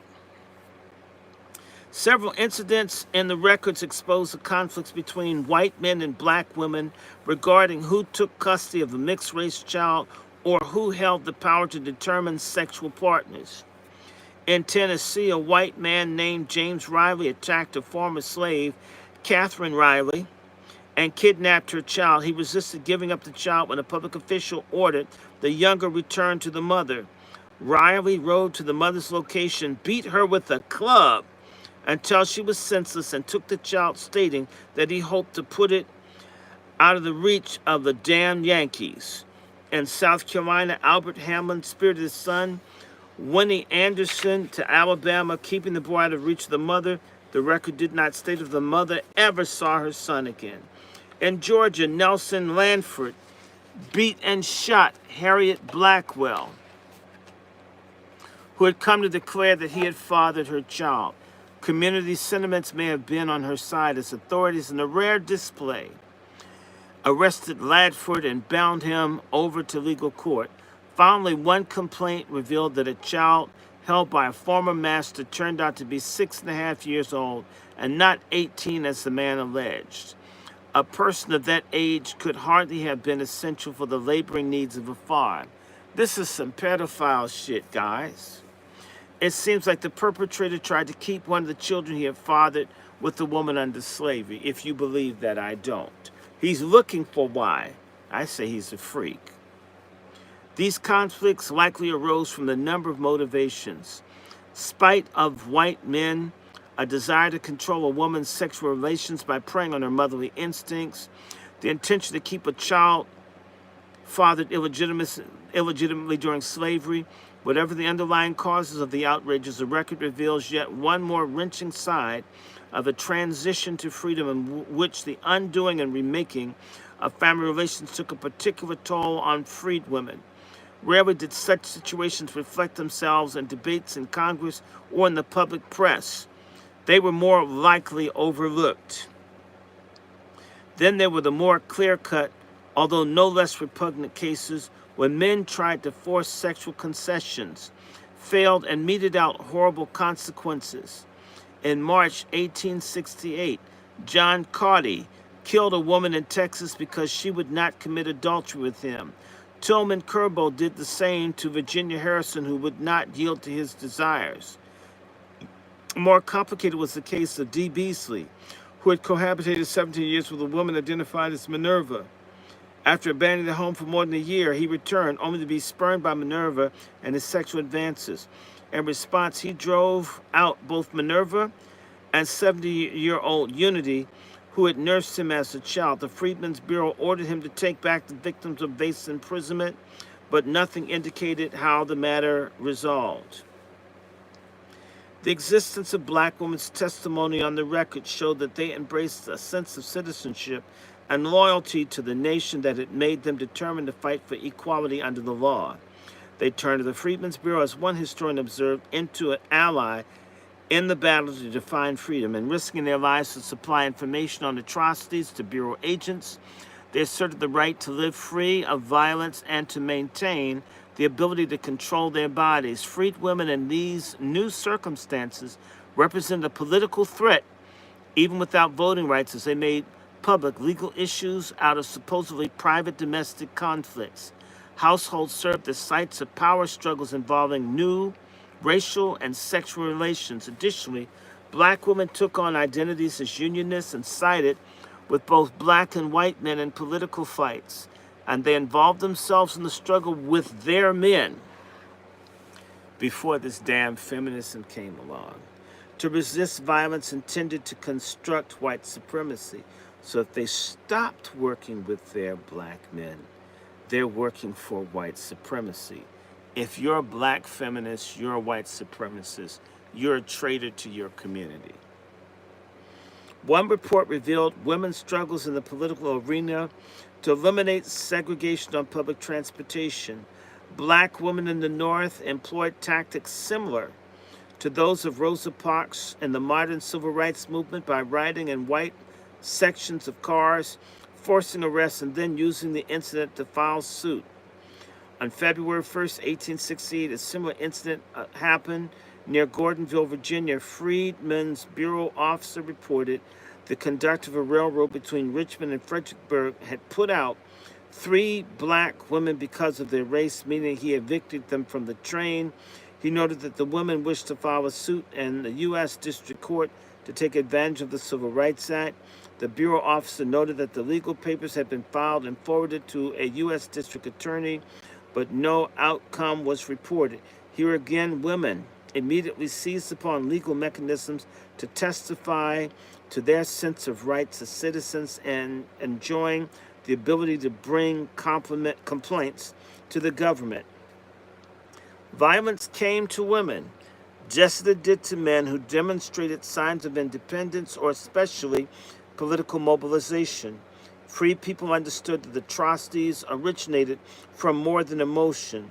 They also revealed a tactical mindset and increasingly expressed itself and a nascent insurgency against the upheaval in power and the post-emancipation South. President Johnson and his Democrat supporters based their arguments for Reconstruction policies on the impression that the former rebels accepted their fate, recognized federal authority, and conducted peaceful relations with freed people. They rejected any evidence that countered a position that favored a quick reunion with political rights restored to former Confederates.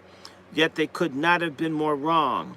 Military personnel knew that individual acts of violence hindered a more organized power struggle. Occasionally, the Freedmen's Bureau's officials fielded complaints of bands of men acting in concert as self-described regulators, which echoed resistance to taxes and fees by colonial officials. Soldiers encountering violence called them desperados, bushwhackers, and bandits. Bands of these men operated with impunity, with the tacit and open sanction of community leaders, law enforcement officers, magistrates, and judges. It took the United States Army until later in the century to come up with a name for these low-intensity conflicts to effect political change.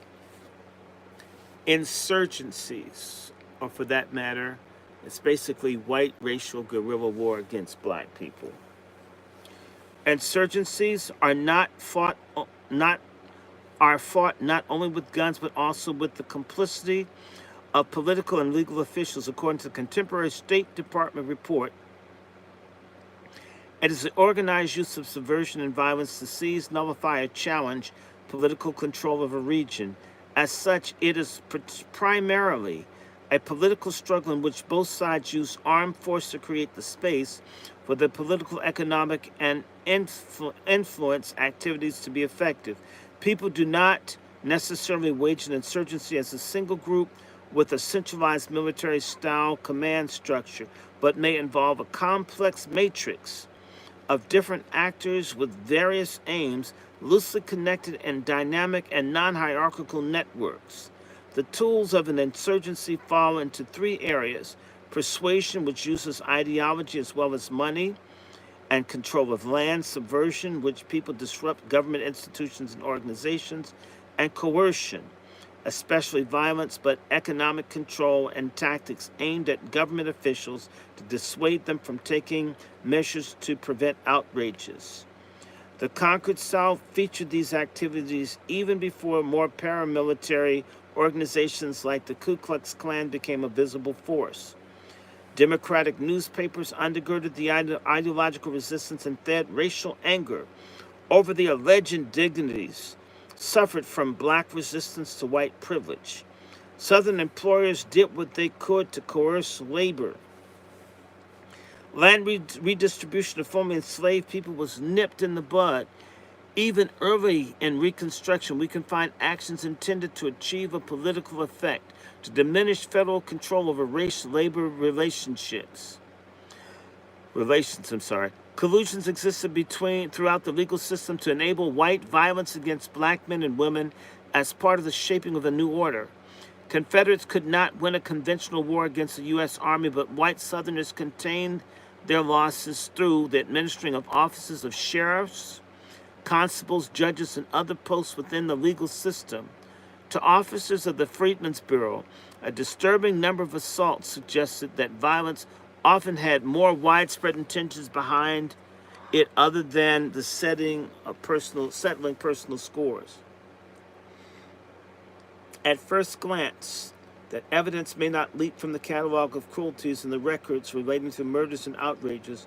Group activity provides one place to look for people acting in concert, yet across the records of the Freedmen's Bureau personnel, only 571, roughly 15% of the incident reports, specifically mention more than one person involved in committing an outrage. If the reports had singled out a community leader as part of the atrocities, doctors, lawyers, sheriffs, municipal officials are added, the figure creeps up to 16% of the incident reports.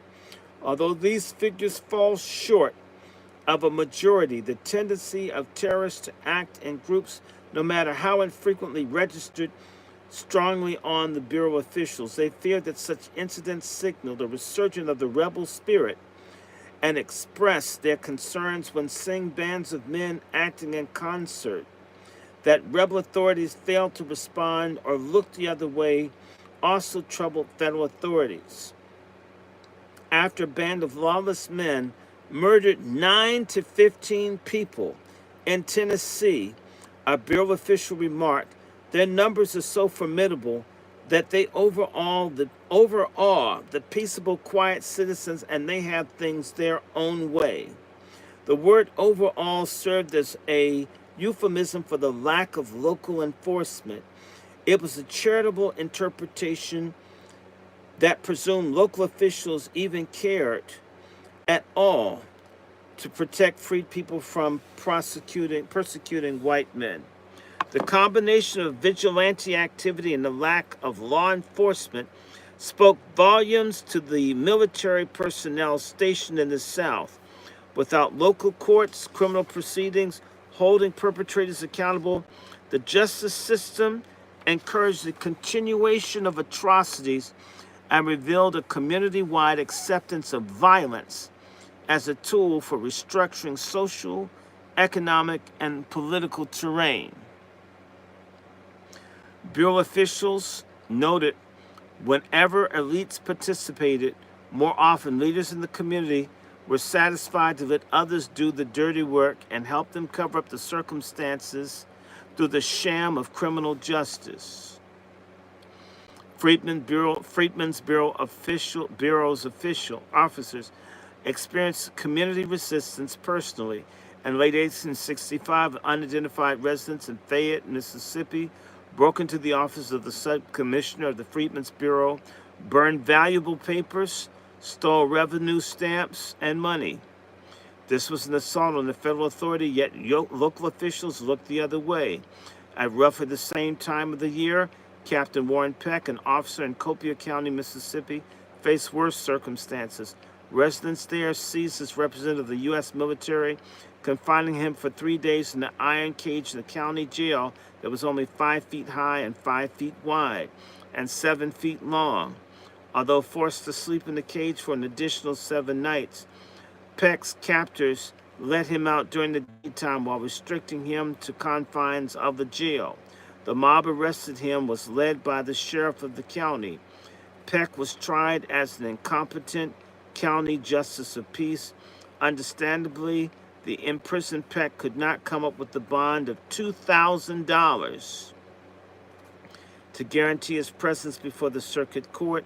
It was an exorbitant sum for a man constrained behind iron bars. What finally earned his release? Force from the U.S. military. Collusion existed among law enforcement of personnel to allow the infringement of rights. One example captures the often shameless example of how public officials in the former Confederacy flaunted the legal system when it came to black people. It was not the worst of atrocities that one encounters in the records relating to murders and outrages, although it's bad enough for the women suffering the ordeal. How this one incident played out, however, symbolized the agreement among law enforcement personnel to let violence against black people go unpunished. In Louisiana, in the late summer 1865, a white man named Damascus D. Day slashed with a knife Mary Stewart, a freedwoman. She was contracted as a day laborer to Thomas Day, perhaps the father of Damascus, until January 1866. Discord arose over some facet of her working arrangement. When Day threatened to kill her, Stewart fled, but was caught and returned to the white man's house. There he cut off her head with the knife, while his mother begged him not to kill the freedwoman. That pleading saved Stewart's life, but it did not stop Day from slashing her twice on the arm and then stabbing her in the side. This was nothing out of the ordinary. The act was fairly typical of violent encounters between white men and black women and the post-Reconstruction South. All you swirlers, as this black fatigue, whole lot of black women gonna get jacked up. All you feminists, y'all deserve what y'all get. Y'all pork chops that have mouthed off. It's coming. It was, however, unusual that authorities ordered Day to New Orleans for trial.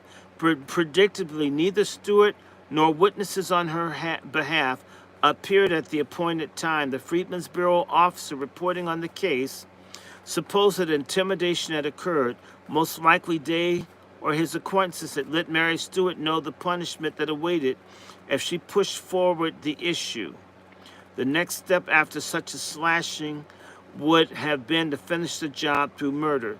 Stewart took the prudent course to stay away from a tainting proceeding, but then the story took a turn that made it more than a knifing incident. Instead of being punished, Day was immediately afterwards, the word of the Freedmen's Bureau officer, appointed by the local authorities to serve on the grand jury that was in session. These legal entities consisted of people from the community who heard a district attorney or other officer of the court represent the facts of cases to determine whether evidence existed to issue a true bill to take a matter to the trial. The grand jury did not decide on guilt or innocence, only whether enough wrongdoing occurred to warrant the hearing. As such, the grand jury served as a gatekeeper for the community's definition of crimes. Here was Damascus D. Day, the slash of a woman, and someone who either intimidated the witness himself or who had friends discourage her from testifying, rewarded with a position of authority in which he helped determine whether complaints had sufficient evidence to move forward with prosecution. The speed with which this occurred immediately afterward made an impression on the officer recording this affair.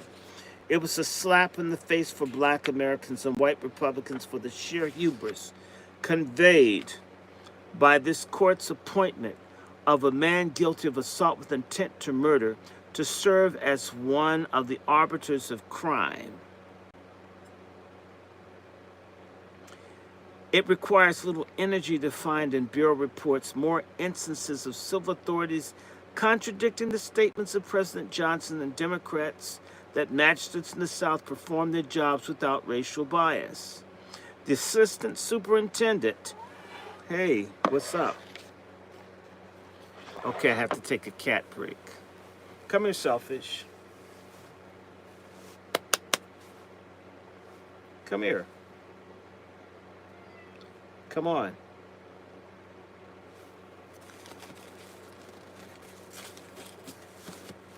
Come on. You're disturbing me. You want to crash my show? Crash it. Bring it up here. There's space now. Come on. Okay, come here. What's up? You want to go outside? What you want? You're disturbing me. Come here. Come here, kitty. Oh, they just want to disturb me. I'm on my last page, and it's almost 2:30. I can stop in a second so I can deal with this animal. Come here, animal. Come on. Come on. Come on. I have white Jesus with me. You like white Jesus? You want to meet him? Come on. All right, hold on. Come here. Come here. Okay, they want something. They must want to go outside. Okay, let me go back.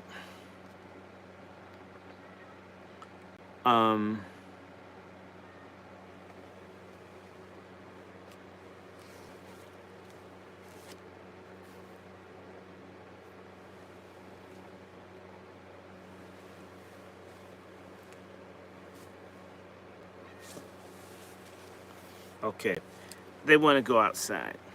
Let me finish this. I'll stop here. Let me read this. Stop bothering me. Stop it. Stop it. Don't disrupt my show.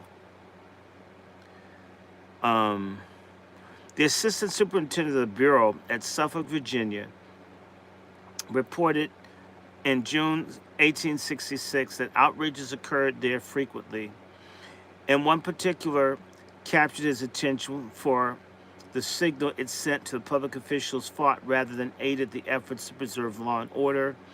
A party of white ruffians walked down the streets of Suffolk, assaulting every black person in sight. White citizens took no notice. Later that day, the men nearly killed 2 older black men with bricks. The assistant superintendent sought help from the mayor, who passed the buck by telling the officer that it was the chief magistrate who handled these matters. As expected, the magistrate refused to act, instead dumped the situation back into the mayor's hands. Meanwhile, enough time had passed during these bureaucratic arguments to allow the ruffians to ride away. Undaunted, the Freedmen's Bureau officer exercised his own authority to arrest the ringleader because he could not adjudicate the crime himself. The officer handed the man over to the deputy sheriff. Within 10 minutes, the sheriff let the accused men walk. So it ended the particular episode, but not the longer-term struggles. Even though justice rarely came, it mattered that the military station in the South provided evidence of violence that many Northerners still refused to believe. It was important to have hard facts about how civil authorities condoned outrages against the black people and white representatives of government. Information supplied by the Bureau added to the rationale for military intervention and civilian affairs, especially to show that Republican government did not exist and there was not equal protection before the law. Hardcore radicals justified federal intervention by saying the South existed as conquered provinces or that the North held the South in the grasp of war. Moderate Republicans needed more coaxing. The violence documented in the records relating to murders and outrages would help make the case. It's 2:30. I can stop here, but we will read later today. So how many people like this? I thought this was good, and I want to do another topic. Oh, wow. You know what? This is a really good one. Oh, wow. How long is this one? Oh, there's some. I'm going to come back to this. Y'all want me to keep reading in this a little later today? I'm looking. Killing Fields of 1868. This is the chapter we need. Killing Fields of 1868. How long is this? Let's see. This is 80, and it goes to, so it's 25 pages.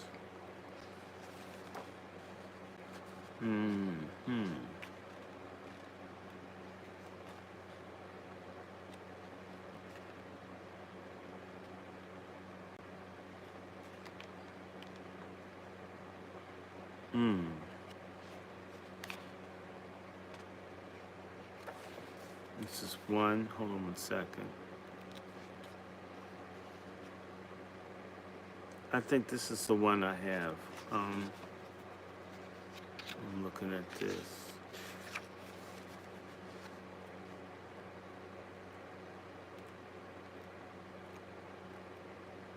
This looks nice.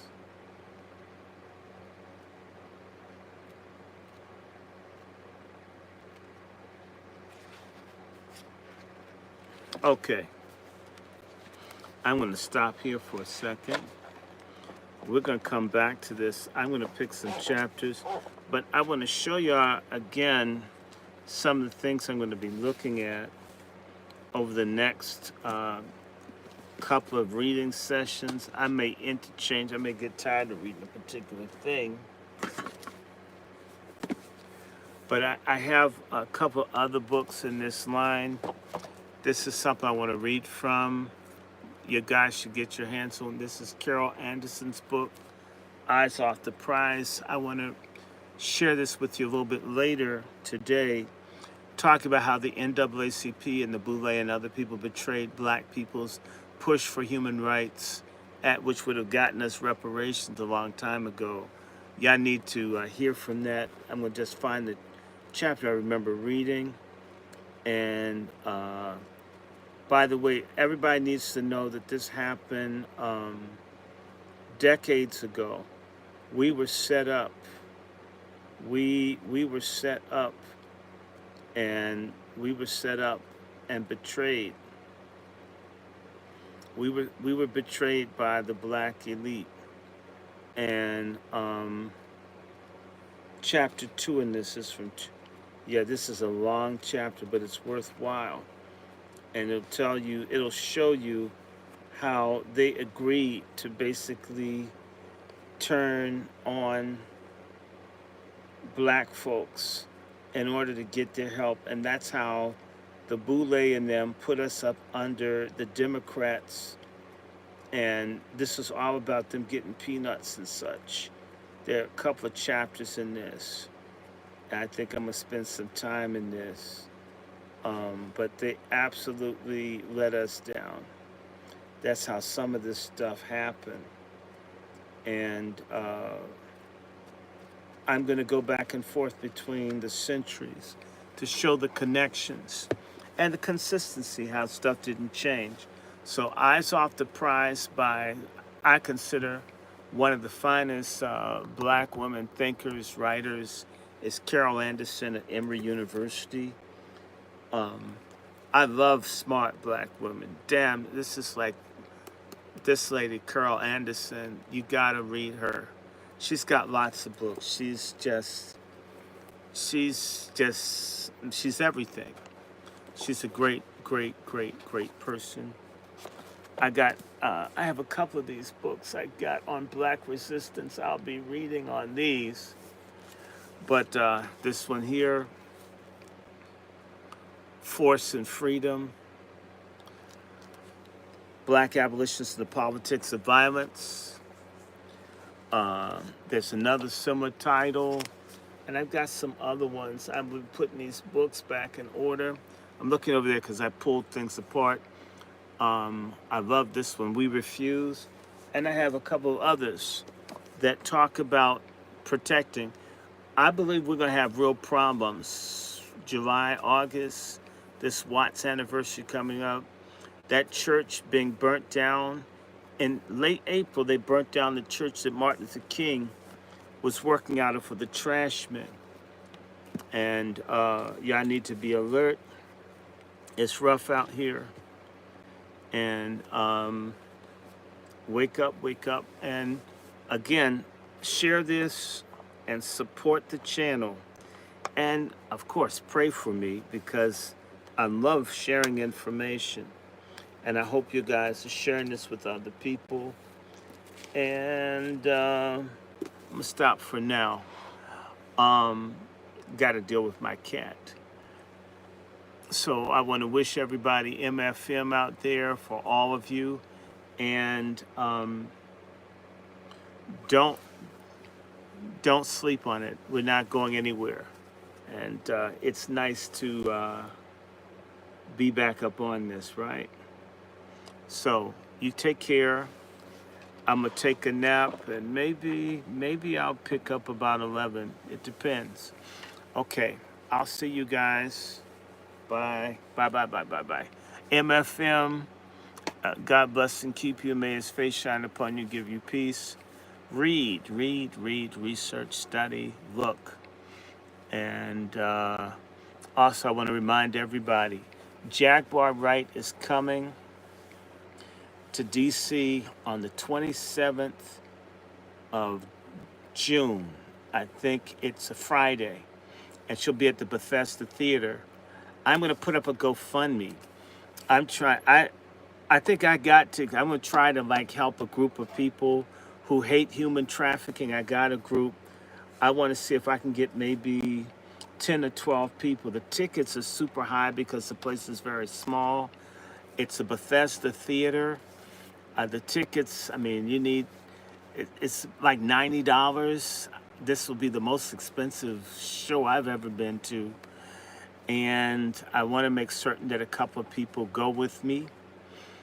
So I'm going to do a GoFundMe so we can get a block of tickets and to show support.